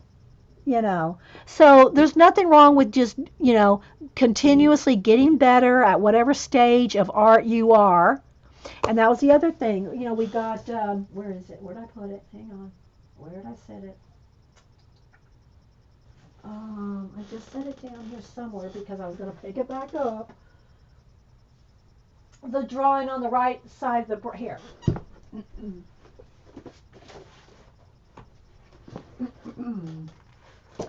So I've had this book, Drawing on the Right Side of the Brain, since probably the 70s. I think my book here is 1979. It's falling apart. They make new, they have updated versions. I mean, look at Betty Edwards there. This is 19, probably 77, 8, 9, somewhere in there. She has updated this book and sells it with a workbook now. And Dark and Lady Terry sent me this. I think maybe she just wants me to do something out of it or something. But this is the workbook. I never have had the workbook from that goes along with the book. Now you can buy them together. Krusty says, I practice my flute 4 hours a day to play concerts. Yeah, see?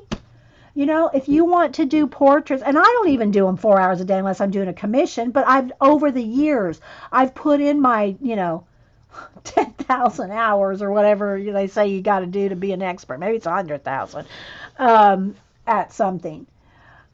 So anyway, I do want to kind of go, do some examples out of this again, because I think people like to see basic drawing stuff and basic skills and things to do. And I'm not going to go through this now because we've done that before as well. I have a couple videos on where we've practiced, that. But what my point is that it takes a long time, a long time. Like I said, my first love is drawing. I've drawn since I was a kid. I took, your usual high school art, that kind of thing. And then I've taken, I minored in art when I went back to college in my 30s, majored in journalism.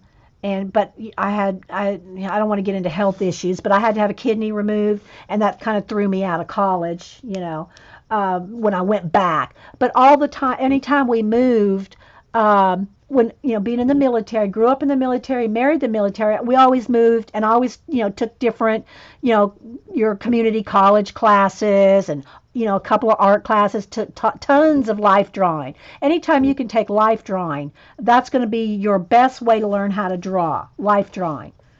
So did tons of that in college. So I've always just loved it. And like I say, guys, it's the passion. People say, oh, you're born with talent. I call it being born with a passion for something.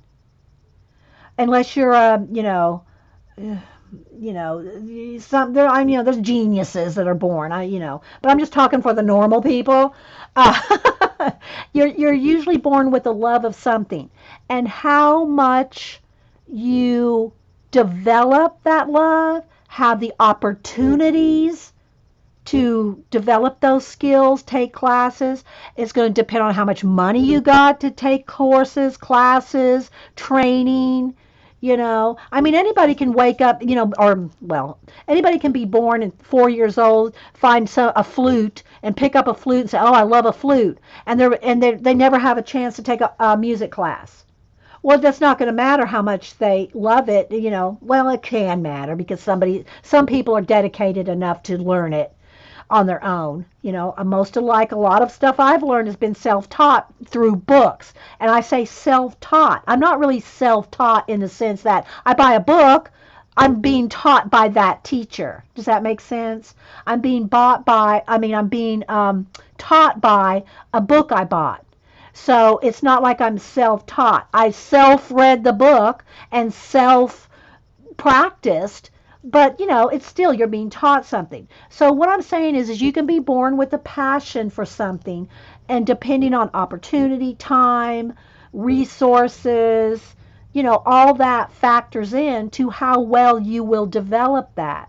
You know, but here's people say, well, I believe that God gives you a talent. Well, I don't see it exactly like that. I think God gives you I think everybody's born with something creative in them. There's something creative in everybody. What you do with it is going to be depending on you, your circumstances, your resources, etc., etc. Hey, Mary, how you doing? Okay, so Mary, what I'm doing is, with rabbit trails, I'm going through all my list of everything that people ask to see me do more of. And again, guys, if you're listening to this or watching this, and I'm reading something here, and I'm telling you what people want to see more of within the mixed media tribe, if you will, because most of all of us are mixed media and or color bookers, or draw. Um, yeah, I believe everybody's has something creative in them, and by creative, I even mean math. I mean programmers. I mean anything. That's all creative. It's all creative.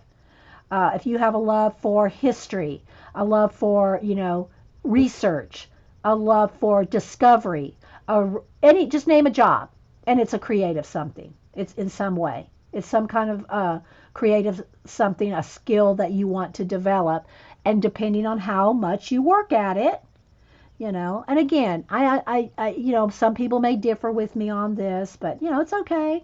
You know, I just, um, I guess I would say, and I wrote it down, not maybe I don't know if it's in this pile. I got my little piles of papers here. This is how I keep notes.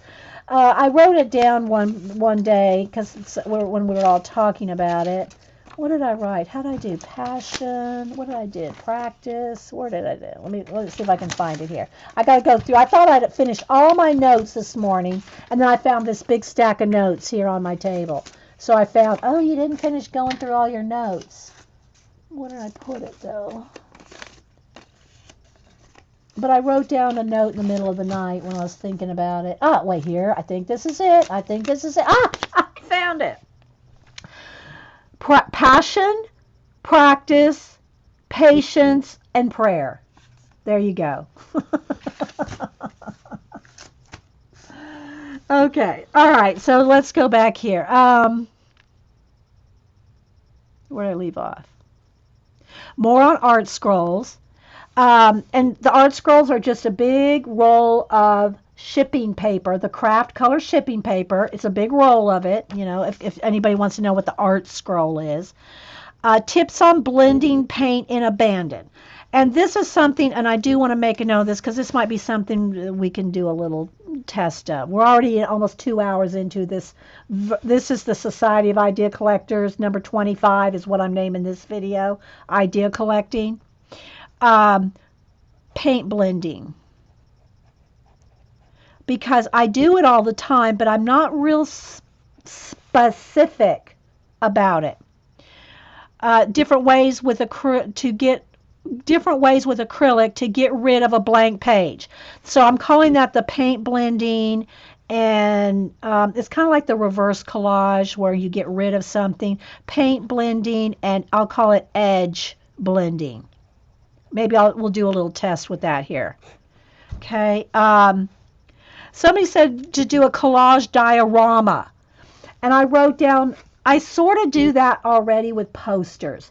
My big posters are sort of a collage diorama because they're telling a big story. Here's the newest one that we're working on. Let me find it here. Hang on, I'm going through all these posters that we have in progress. Where is that little baby? Here. To me, this is kind of like a diorama. it's just a square diorama. It's not a big rolled out diorama. But these big collages like this that tell bigger stories with more, excuse me, got the hiccups, more detailed sections. This is kind of like, to me, a collage diorama, even though it's not a long roll of one. Uh, so, yeah, okay, let me see here. I spent more time while raising my daughter on her art. Now I'm spending time on your own. Yeah, there you go. Do you see my new word, W word? It's wow. No, I did not see. Mary, I know, I feel bad, Mary. I'm sorry, I'm behind on your video. I'm behind on everybody's videos. I'm behind on Nana's. Yeah. No. So what is the word wow? What is that? Is it an acronym? Is that an acronym for something you made up? And I gotta say, nobody has taken the Society of Idea Collecting that I've seen. I'm not saying they're not out there, because I came across somebody else doing abandoned places just the other day, and I bookmarked her in my favorites. She started doing the abandoned places, you know, a while back, and I didn't know that, and I would have commented on her video had I known, but I didn't know her, and I didn't know that she was working it. But I came across, I think it was in one of my sidebars or something, and I saw and said, I don't think I've ever seen that person's abandoned, and she's been doing it for, I don't know, a couple, 2, 3 months, I guess. And so I said, well, I need to go and comment, because she gave me, she talked about that I was her inspiration for buying the book. Well, anyway, Mary, nobody that I know has ever done more with Society of Idea Collectors and the idea collecting books than Mary. If you do not watch the Mary Atelier, Atelier, and it's Mary, Meriatelier, the Mary Atelier. If you've never seen her Society Idea Collector, she does a collage, she does a reverse collage, she does a lot of everything, kind of like we do here. But she has done more mind mapping. She did a children's book story during Halloween with a poster. She has done more with it than anybody I know. So, that being said, if she has an acronym for WOW, I missed it, Mary, so I need to know what it is. Oh, don't feel bad. You can't be here. I know. The wow is just a wow that we run across in your live stream viewers. Oh, okay. Well, so does it stand for anything? Mary also does. I think she does them on Sundays. Do you do them Saturday nights or Sunday night? I forget, Mary, because I'm not there live. I watch them later, so I'm not sure what night you record them on. Mary does live YouTube shows. I think once a week. Somebody asked you to mind map Einstein. See, look, guys, I'm telling you, if you want more Society of Idea Collecting, go watch the Mary Altier. I'm serious. I'm not serious. I'm Dee Dee, but and Hawking, yeah. So anyway, so I have been asked to do more Society of Idea Collecting as well. And so blending paint, edge blending in my abandoned books. Different ways with acrylic. Oh, that was that, to get rid of the blank page. And the collage diorama. How to use a spray box to use inks. I don't find that, and they said that they lived in if I'm remembering, they lived in a small place and they didn't want to get spray inks on food. I would just say just get you a box, just a shallow box that you can put your work into, lay it in the shallow box so that you can spray, stenciling, whatever the project is you're doing. If I use any kind of spray paints, which I've done spray paint with stencils, and I do that as driveway art. I do that outside. I don't use spray paint in the house.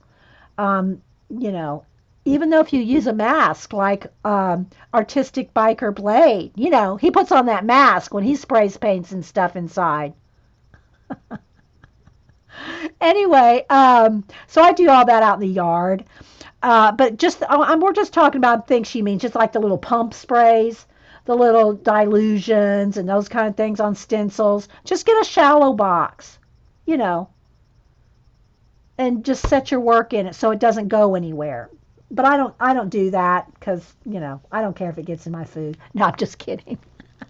I just wipe it up because I have space. You know, I have space. Oh, you did Einstein and Hawking as a group. Oh my gosh, Mary. Now that's going to be interesting to me. I'm going to have to make a real effort to go watch it. Oh my gosh. Okay, Mary Einstein vid. Okay. I'll go make sure. Yeah, driveway art. You can see it from space. And for those of y'all who don't know, it's been years. I mean, it was way before I started uploading to YouTube. But I would take out big pieces of paper or a big roll of paper and roll it out on the driveway and tape. Well, I didn't tape it down. I actually had old rubber stampede magazines. I had stacks of them in the garage. So I just used those magazines to hold down all the edges, and I'd use up all my what I used to do, and I don't do it as much anymore. I have a couple, but yeah, I just, you know. And this is a good way though to use up your acrylic paint. When it gets down to about there, when it gets down to about there, add water to it, shake it up, put a big giant W on it to indicate a wash. Otherwise, you'll open this paint up and it'll go everywhere because it's watered down. It's a wash. But I would save all my acrylic paint bottles, and when they got down to about this far, fill them up with water, shake them up, and I'd have watered down acrylic paint. Well, I'd take all those acrylic paints and go out on the driveway, roll out, hey Paula, roll out all the scroll on the driveway. That's why it's called driveway art. And I'd throw all the paint. It's the original pour, but it was throw. So I'd get all this paint, all different colors, all mixed up, all over, and then I'd throw in black because black always made it it pop, right? So I'd throw in some black paint and then let it dry. It has to be a sunny, non-windy day. Let it dry. And I would do all this. I'd take my computer, I'd take the camera, I'd set up a big garden table, and you had to have your umbrella. You have to have a big umbrella because otherwise when you're running back and forth, you can't see your computer screen. I guess I could probably put it on I don't know, you could do it on a device now. I didn't do any. I just had my webcam and my laptop, took it out moved all the tables from the backyard to the front, set up the umbrella, and usually you need two people to do it because you can't read chat when you're out in the driveway, right? So you can't answer questions. But I was running back and forth doing that. And then what I would do is after it all dried, a thunderstorm hit you when did Hawking. Oh. A huge thunderclap into the stream. And they called it the Big Bang. Oh my gosh, Mary, but that was an awesome stream. My 800-page book. Yeah, I've deconstructed it. I took out a lot of the stuff, Susan.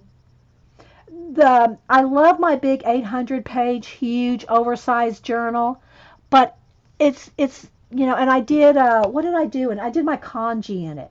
I did all my Inktober in it. I did all my Inktober kanji drawings for 31 days in that big oversized book with the ink, right? The thing about it is it's not a sketchbook you sit on your lap, right? So have I finished it? No. Will I'm probably not. I'll use it for certain projects. Like I got a 30-day challenge, the Inktober. I did all my Inktobers in it because it was big. But it's too big to sit on your lap and sketch in, right? Let's just be honest. It's heavy. Hey, Orla.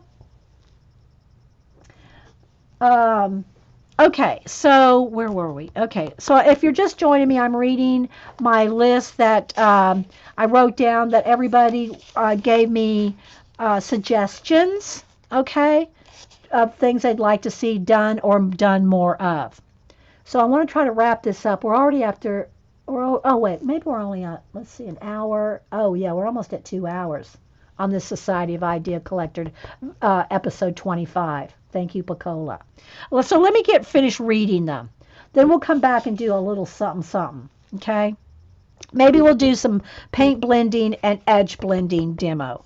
All right, so I got to get through these because there's a lot. All right, so the spray box to use inks, I would just get a shallow box.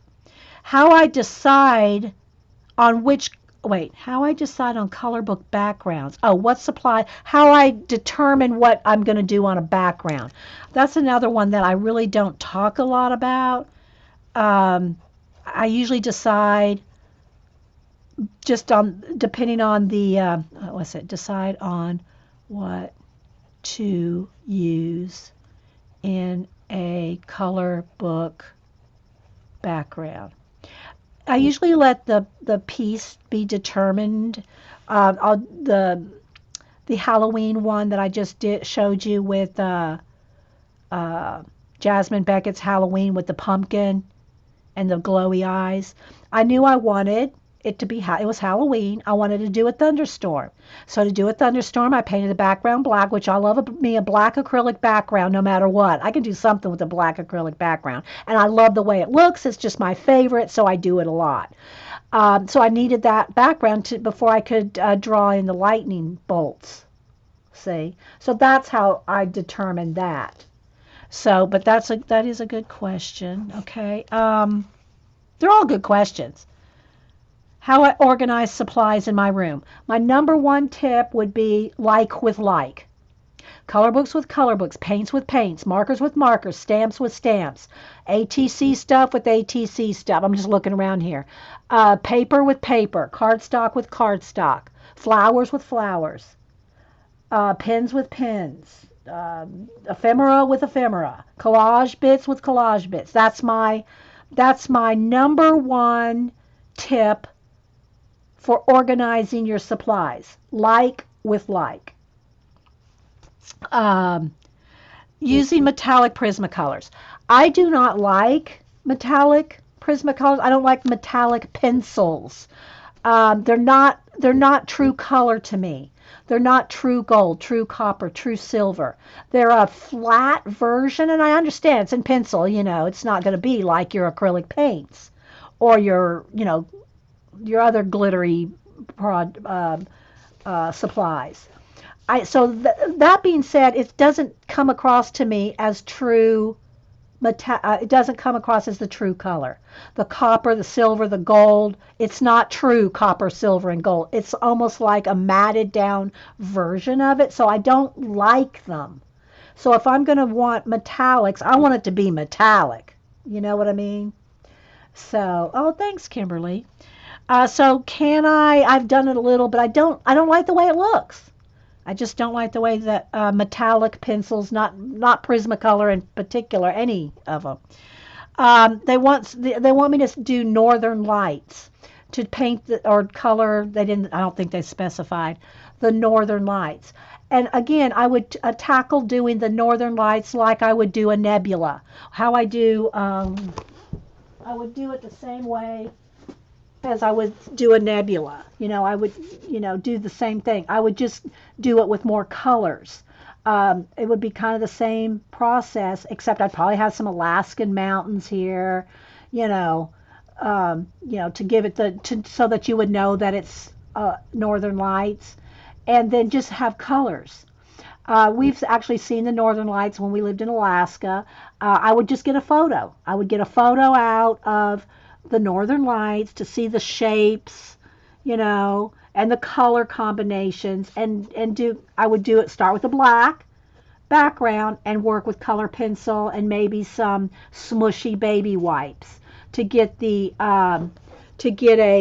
more soft, get some soft background, and then do the pencil on top. So maybe we'll do that. Well, maybe we'll do that too. Okay, let me write down Northern Lights. I'm just picking out a few here. More napkin and cutout color book stuff. Yeah, everybody loves the napkin journals. And if you're watching and don't know what a napkin journal is, it's a journal where we start with the base of napkins, the decorative napkins that you peel apart. I just bought these at Tuesday morning, a couple weeks ago. They're decorative napkins. You peel off any layers any layers, so you peel those off so that when you glue it down, it doesn't come back up. And that's your base. And then what I've been doing in my napkin journal is color book elements, and usually out of a general type color book, not anything so specific. Like I'm not going to cut out one of my Jasmine girls out of a, to put in there. And, I have other color books and elements that I use to color birds, fairies, elves, and I'll cut those out and incorporate them with the napkins on a page. And I won't drag it out right this minute.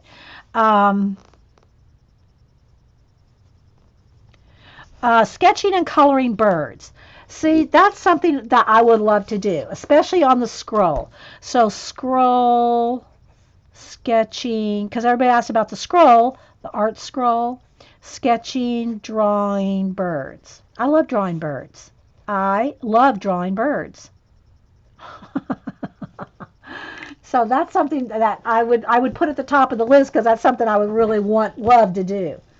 Love the Northern Lights. So love the Northern Lights. And anybody else here I missed coming in? Like the handwriting on the white page? Oh, I'm just in my notes. Oh, Mary, you missed, I showed earlier. I made another journal, Mary. Don't judge me, Mary. I made me another desk journal out of, it's a journal out of an old book that I covered with my Abandoned Places. I covered with the Abandoned Places calendar, front, back. Inside I did some space covers on the inside. There's my Society Idea Collector logo. Front and back's got the pages on the covers. This is just an old book. I took the book, I cut the guts out of the book, made me a double layered chipboard spine, and all the signatures are 11 by 17 copy paper folded in half. Then this is just the stretchy elastic string, and I just did a little tie there to give it a little bit more security. And yeah, there's nine signatures in there. Yeah, wow, Mary. Wow. Is that the acronym?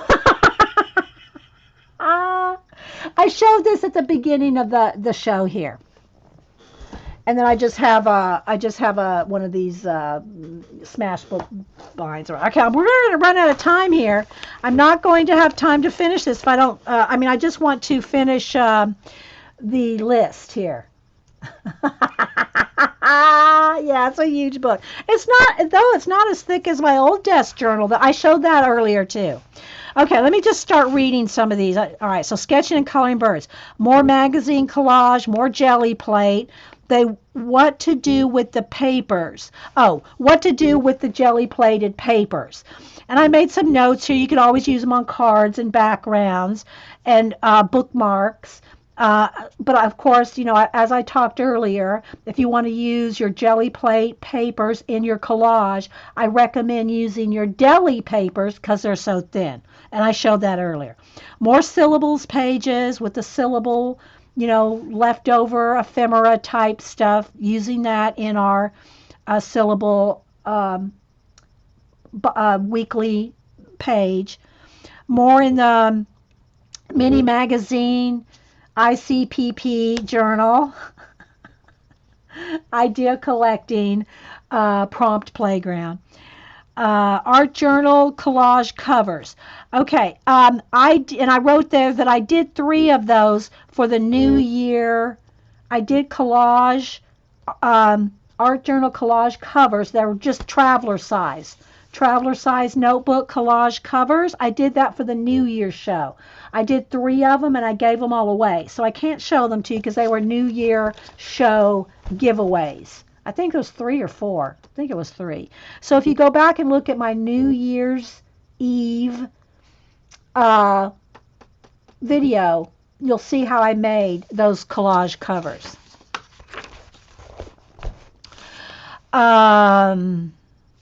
how to do your starting your portrait. We talked about that earlier. If you're not an artist and you want to start a portrait, whether it's a pet, some people, multiple people's, I do have a couple videos. I'll show you how to start with a grid and how to. It's so that's the easiest way to do to get your proportions. If you don't want to take the time to learn how to draw what you see, drawing on the right side of the brain, you can do a grid, and it works the same way as if you ever saw in the old newspaper in the comics. I think it was in the comics section where you'd get these little grids and you'd have to copy the little squares, and then you could, they were all tumbled up, they were all mixed up, and you'd have to 1 to 1, 2 to 3, like that.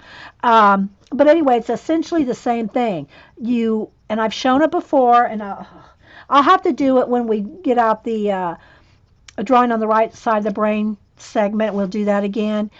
All you have to do is take a page protector, your page, or any kind of piece of plastic. Page protectors are cheap. And draw you a grid with a Sharpie marker. Draw you a grid with a Sharpie marker. And this is if, an 8.5 by 11. I'm just using a standard size. Draw a grid with a Sharpie marker. Put your photograph inside there. And then over here where you're going to draw, and this could be an 8.5 by 11, you can make this bigger. All you have to do is make your squares bigger. So let's just say you have 1-inch squares on your page protector over your photograph, and you want the piece bigger. Well, then just come over here and draw 2-inch squares. And then follow the lines of the portrait. And, this is just for your basic shapes, guys. I mean, you can follow every little shading. I can't imagine doing that, but I guess you could. So you get your basic shapes. If you're afraid that you're not going to get your proportions right, even if you just drew the head, where the lines for the eyes, maybe the nostril holes and the edges of where the lips are, something just very basic. You'll have your basic shape. So you're not scared to try to do a portrait because you can't just quite get it just, where you want it. Then I show you how to do that. We did it with the, which one did we do it with? I think we did it with Darcy UK, and maybe with Jen Oz's granddaughter. Put your link in there, Mary. It's open. Feel free. Put your link in there. Didi, you're going to need another segment. Yeah. I'm going to do another segment to do a couple little examples. Yeah, we're almost out of time. So let me just finish reading because we're going to run out of time. More art cards, which are my little collage cards. Same process as I do with all my collage, just small art cards. Beeswax and mixed media. I don't think I've ever used beeswax in I don't want to say never, because somehow something's coming to mind from years ago. So I'm not sure what they mean by using beeswax in mixed media.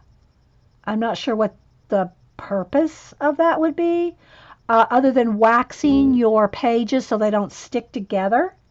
Other than that, I'm not quite sure what they want to use it for. How to make a collage cohesive.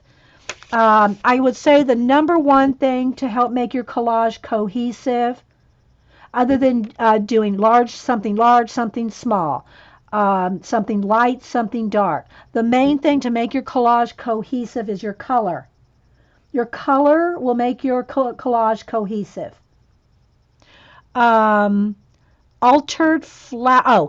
Instead of doing an altered abandoned places, do a nature book or a flower book. I usually just cut flowers out of a calendar or a book and use the florals in my collage rather than using a floral book, because a whole book on florals does not interest me. My abandoned places, my 4 books that I'm using to alter are all abandoned something. And that's what interests me. If I round up, I'll look around and see if maybe I have a calendar page. I don't know. I'll find something to do an example of a flower, let's see, a collage with a floral base. Okay. painting and coloring fire. We talked about that earlier. A monochromatic color book page. I would note that, and I wrote down here the cemetery angel. The cemetery angel I did was monochromatic. Like seeing the details without hurrying. And again, I love doing all the details without hurrying. And it turns into a 9-10 hour, well, 2 hours each episode. 10 videos to get every detail on every project. So that's why I kind of like, sometimes I'll start with something half done, sometimes I'll start from the beginning, sometimes I'll have something half done and we'll jump into the middle. To me, it's about the techniques, guys. It's about the techniques rather than about seeing a finished something from start to finish. Like the oh dear, that was start to finish. And you saw I took 10 videos. It's more important to me to show the techniques that you can use in all areas. But, you know, we do our best to get us start to finish. Use quotes in mixed media. And I've done a couple. I did one in one of the abandoned books. And then I just showed you that one that I did, the quote I used, the Leonardo da Vinci quote about flying. Color, oh, here, I don't know if Janet's still here. Somebody requested that I color that Johnny Depp picture you sent me, Janet. How to organize your collage fodder. I've talked about that. I can tell you ways to do it, but it's not how it's not how I would necessarily would recommend you do it. If you want to do collage a lot and you have tons of images, I would recommend just folders. I would recommend, yeah, thanks, honey. Would you give me some coffee? I would recommend folders or drawers. I'll leave that. Or the little skinny drawers, the plastic drawers, those tower drawers. I did that for a while. I had everything in those, but I wasn't using them. I had them all divided out by topic. Scenes, faces, music, book thing. You know, I had them all divided up by food, and I had drawers for all that stuff. I never, well, never. I rarely went to those drawers and pulled out something. For me, the way I do collage is very, well, it's not the word. It's not spontaneous. What's the word I'm looking for? Very, what's the word I'm looking for? Off the cuff. There's a word I'm thinking of. I know one of y'all can help me out here. It's just not coming to me. It's just very, not random, but kind of random. I don't necessarily look for other than my watches and clocks. Those I like in all my collages. But other than that, it's very, not spontaneous. Anyway, it just doesn't work for me to think, okay, I need a flower right here. Although sometimes that will happen. And I'll go to, say, a stack of calendar pages that are all florals. You know, something like that. Oh, yeah, organic. Yeah, organic. I'm not sure that's the word I'm looking for, but that's a good one, Picola. That works. It's very organic, but I'm thinking there's another art term I'm looking for. But that says that's pretty much it. Intuitive. Yeah. That's more it, Triz. It's like organic and or intuitive. I'm not overthinking, oh, I need a flower right here. Unless I have a plan for something like that. I've done that. I'll put, like, let's say there's a statue over here, and I want flowers around the statue. Then I'll have to go dig out flowers, right? But more than not, for me, what works is just working out of a big bin of junk. You know, and I'm going to run out of time. Here's this is and it changes all the time. So here's what I've been working out of lately. Now look, I do have some things paper clipped together. Here's my random, these are my most recent jelly plated papers. I do have a paper clip on them. And then I have a paper clip on music paper. So, but other than that, okay, here's some flowers, look. So here's some different flowers. So I have a bundle of them. But I have all kinds of just random papers in here.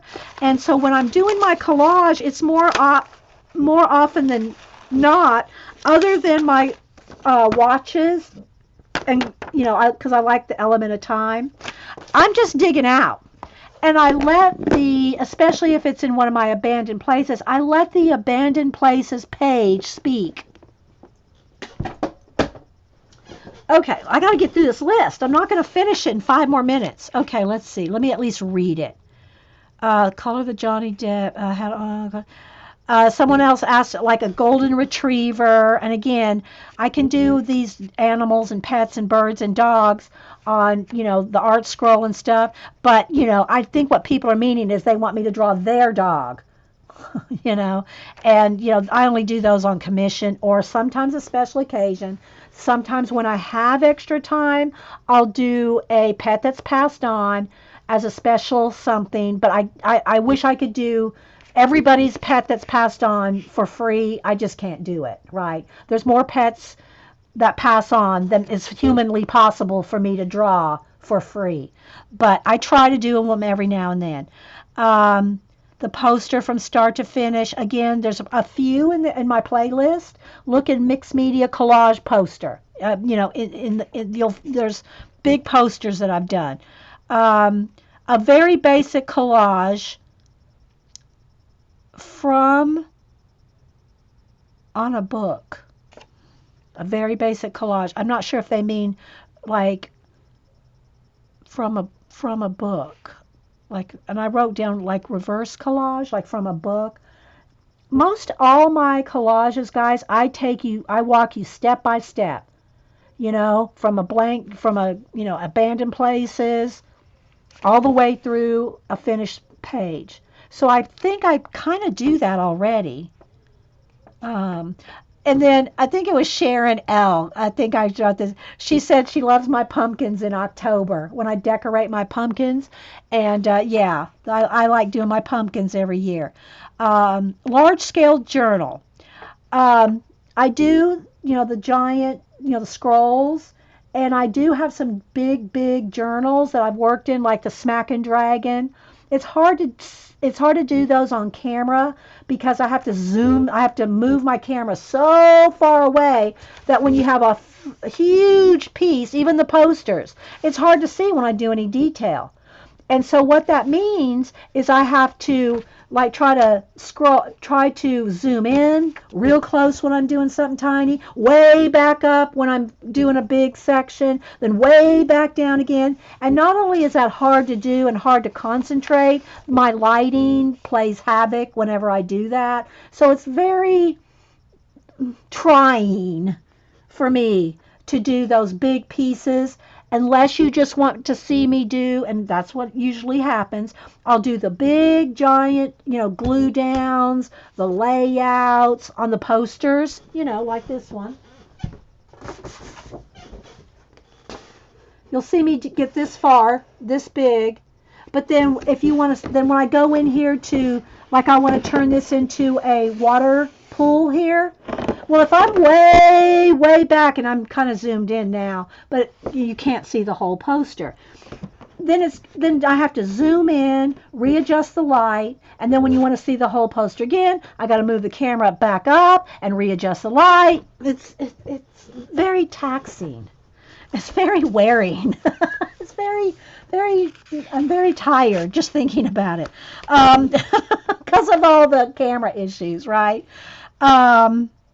More napkin journal for 6 to 12 months, and I wrote to see the syllables is the closest thing we have to do that this year, is the syllables journal. It's a page a week, and I'm lucky to get one every 2 weeks done.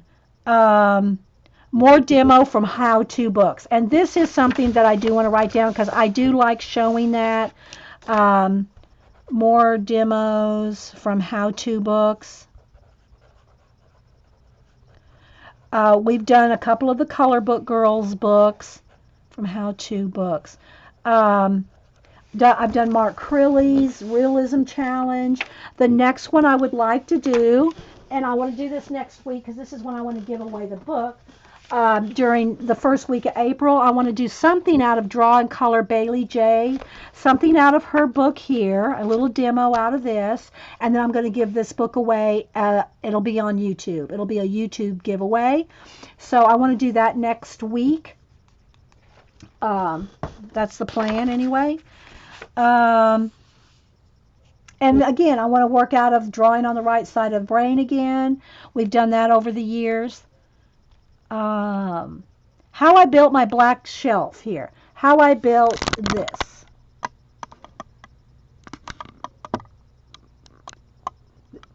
And I've talked about it before, but I'll readdress that again, not right now because I'm going to run out of time before I read all these.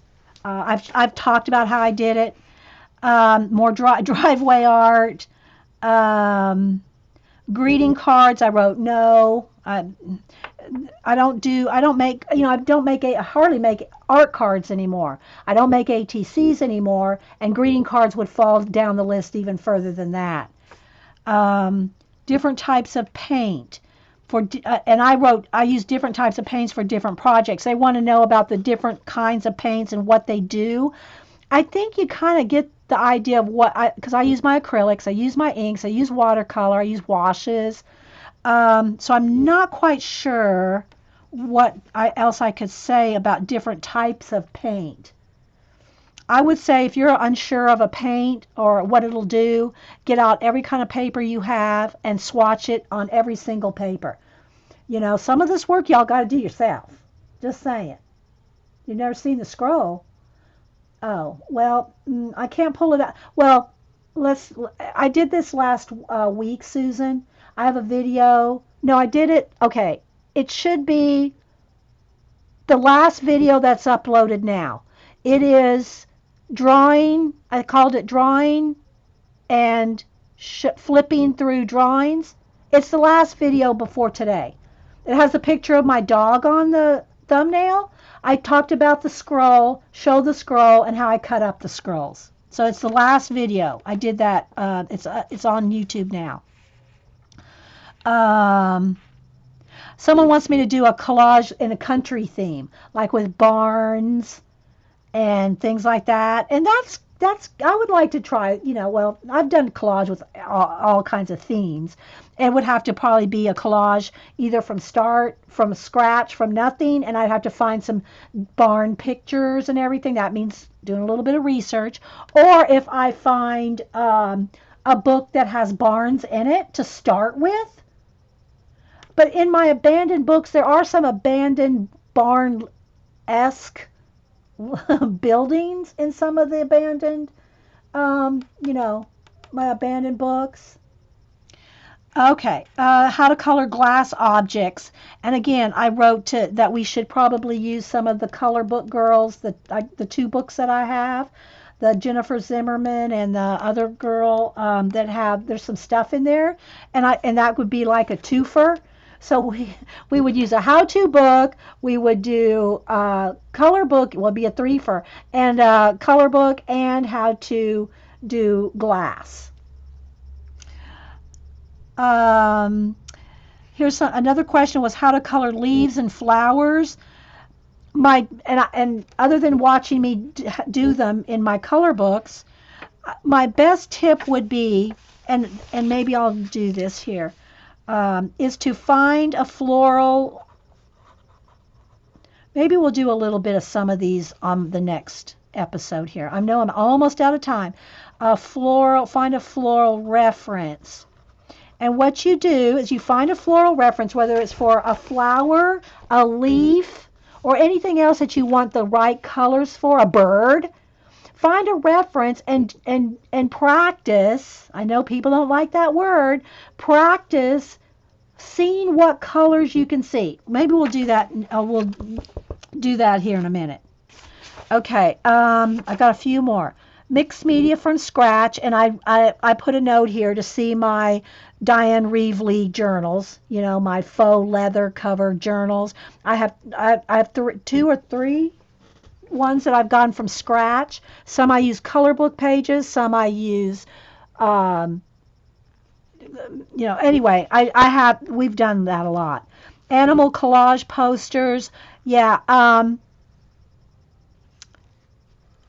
my animal collage posters are my big posters like my peace sloth and all that. Again, it's a poster. It takes time. It's hard to get from the beginning to the end. We do multiple episodes. Setting up the Cameo. Um, how to set up the Cameo and the software, I would recommend going into the Cameo site. I don't know enough about, I'm not a whiz at that because I don't use it enough. I would recommend if you want to know more about setting up your Cameo, what the software does, how to use the software. How I learned how to do the Cameo software is just it looks a lot like your Photoshop programs. Got your toolbars, and so it's got different things like a cutting that's different than say Photoshop. But it's essentially if you have to you have to know how to read your toolbar. So if you want to know more about setting up your Cameo, I would recommend going to the Cameo video YouTube, YouTubes, or what do you call it? Anybody that puts that on YouTube. Doing the dirty pour. My answer was go watch Sandra and Debbie. Thanks, honey. My answer for doing the dirty acrylic pours was go watch Sandra and Debbie. Scraps to Beauty Sandra and Debbie Epps. EPPS. That's my answer for that. Oh, thanks, Mary. I love you. Palette combinations. Okay, how to do color combinations. I recommend design-seeds.com. But I do want to do a little more of an episode on design seed combos. I will write that down. Design seed. I won't do it today, but I do want to show y'all how that works. Like with the color book page, I tell y'all how it works. And if you just go look it up, you would figure it out. But a lot of people just don't. Okay. How to do highlights, like the direction of the sun. That would be a good one, too. Using a color book as an example, I think that's what they meant. They wanted to do it in a color book. Coloring textures. And again, like I think they use the reference of like metals, wood, marble, I think. And again, my best tip until we ever do one is to find a reference. Go get a macro photography of marble. Get a macro photography of fir. You will see the colors in it. Say, look up the macro photography of a bird. Okay, well here, real quick, and before we run out of time, I think I got one here. Oh, I think it's in here. Let's see I'm trying to remember where I just saw where I had my feathers. I thought it was in here. I thought it was in this collage. It was from a calendar. It was a macro photography of feathers. And you will see colors like, oh, you didn't know that was in there. Oh, is this one? Yeah, here we go. Here we go. All right.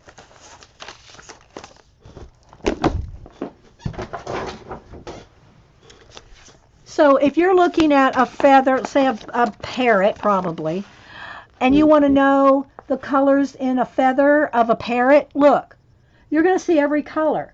And you don't have to have the calendar. Go look up on Google, macro photography. Here's I don't know what bird it is, but you can find the specific birds if you just plug it into the Google images. Well, we know what this one is. I'm not going to mention it. Eileen could tell you what this is.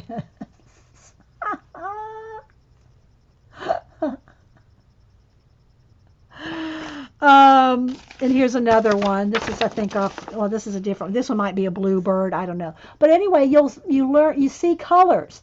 Like, did you know that feather was green with a blue edge and a dark blue and maybe some purple? You see what I'm saying? It takes study. It takes time. It takes effort. It takes passion. It takes the passion and desire to learn this stuff. You can only learn so much by hearing about it At some point, you got to go just dive in. Okay. That's coloring textures. Marker blending. Okay. Y'all have seen, I just recently started doing alcohol Copic type marker blending. Y'all saw me do my very first skin blend here a few months ago. You know, so I would recommend again, if you want to really know how to do it well, go look on YouTube, plug in Copic marker expert. You know, you'll find somebody that's probably calls himself that. But there's tons, guys. There's tons of Copic alcohol type marker, look on Instagram. All you have to do is hashtag Copic, and you will find thousands of people that have drawn and colored with Copic. And one comes to my mind, but I don't know if I can remember his name. It's Japanese. I don't even know if it's a guy or girl because I've never seen their face. But you will find tons of references and then follow those particular artists that you like. You'll find the artist that you, it's he or she, it starts with an H-U. Let's see if I can, and there's like thousands of followers on this person. I think it's H-U. It's a Copic. It might be H-O-U. I'm looking, guys, just to see if it pops out to me. And he or she does awesome faces with Copics. They usually have like the red nose, lots of freckles, white highlights. I'm not finding it right off. White highlights around. I just think it's really awesome, but I can't remember. Hey, Judy. I can't remember his or her name. But anyway, just go in Instagram and plug in hashtag Copic. Copic faces, Copic drawings, coping too, Copic tutorials. You'll find tons of people. And then you can follow that person, which that person may have a YouTube channel. But I'm not an expert on Copics. I can show you, and I do show you, anytime I use them in a color book or, you know, anytime I use them. I used them last week on those two girls out of Chris Lopez. But I use pencil with it. So I use pencil blending on top of Copics. And I made a note that I would recommend going to the Copic YouTubes or Copic Instagram. Note, pencil can fix most problems.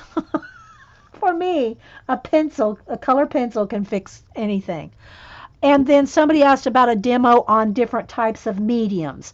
I'm thinking they mean gesso, matte medium, gel medium. Again, Eileen could probably recommend somebody that could tell you how to do. Maybe if she's here and she knows somebody, I'll repeat it. She may not be in the chat right this second. There's tons of people that do use a lot of mediums. I mean, Finnabear has a line of mediums. I don't know that, and I gotta just say, I don't know that, I don't watch, if she has videos, I don't watch them. I don't have time. But there's some people that actually have mediums that they sell, like Finnabear. So she probably has lots of videos on those mediums. So I would probably say, I would recommend that you find the medium, like Golden, like go to Golden's site. Golden probably has all kinds of videos on their particular mediums. If you really want to know the properties and how to use them and things like that, I would recommend going to the source. Go to the source.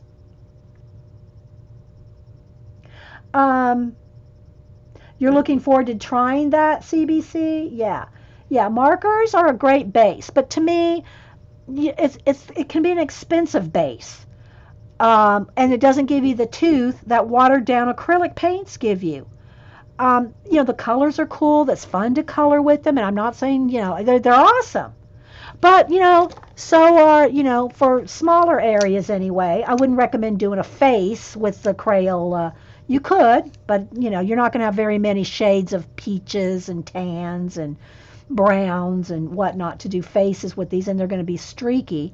But, you know, the thing about alcohol markers is they lay down smooth with no streaks. Well, I can do the same thing with the wash of paint. So it just depends on what you like, your budget, you know, and all that. So I got the Hoo Hoo Heroes, you know, the cheaper ones. Oh, excuse me, as Anne would say, budget friendly. I don't like to call anything cheap. Eileen says she likes Finn's medium, and now Mike sells her slide. Yeah, I did see my Michaels has my Michaels has her stuff in, but not like Zandra's. I think Zandra's Michaels up in New Jersey. She gets all the everything Michaels that gets first, the new stuff, because Zandra's showed photos on Instagram of big rollouts, big sections. At my Michaels so far, I have an end cap that's half full. So, you know, they don't have all her stuff. And the only stuff I've seen so far of hers there, they don't have any of the journals or anything like that. They have their little stack of paints. I guess they have some kind of metallic in them. They have a little stack of pots of paints in different, like Gold Wave and primaries, and I forget what they are. But anyway, they're about, I think they're $15 for a stack of 6 paint pots with metallics. I'm not buying them. You know, maybe if they went on clearance for $2. I just don't need any more paints. I mean, I still have my dilutions here that I rarely get to. But she's got, and she's going to have more mediums. And what else did they have there? They didn't have much in my Finnabair section yet. So, but I did see Zandra's Michaels, and there is tons of stuff. Let me see if I don't know if I can bring it up on my phone real quick. I have a load of markers, cheap, expensive. Yeah, and use them as bases, because if you know that you can blend pencil over the top, you know, then hey, go for it. Let's see here. Let me find Zandra.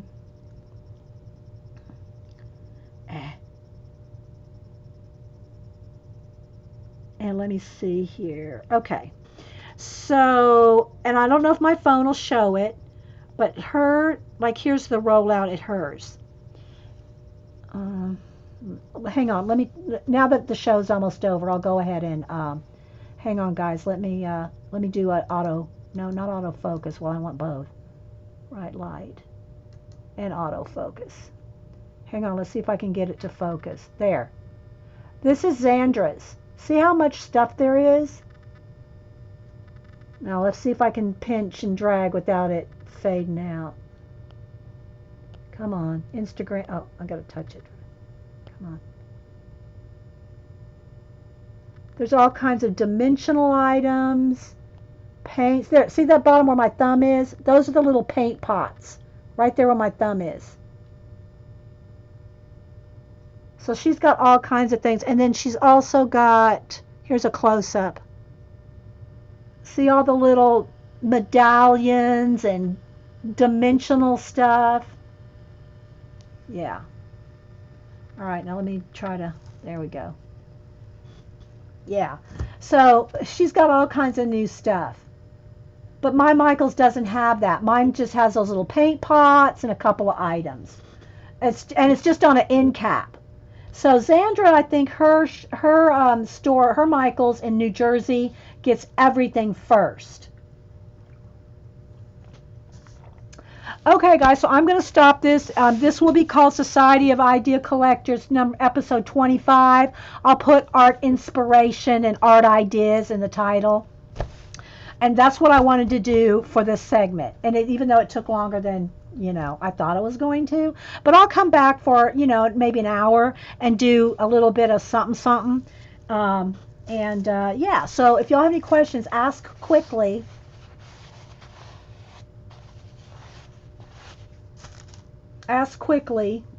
Before I stop this one.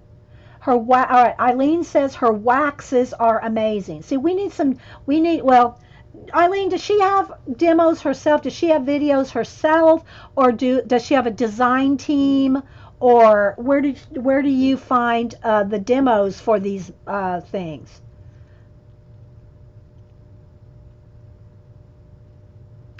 Hey, Ange. So I'll go ahead and save this video here, and then I'll be back to do a couple little tests or something, just a little, I don't know, we'll see. But anyway, I wanted to cover all the questions that were asked of me on the giveaway video. I asked everybody to leave a comment of what they'd like to see, and so this is a little Q&A and a little bit of talk about demos. So I hope y'all are having a great Monday, and thanks for watching.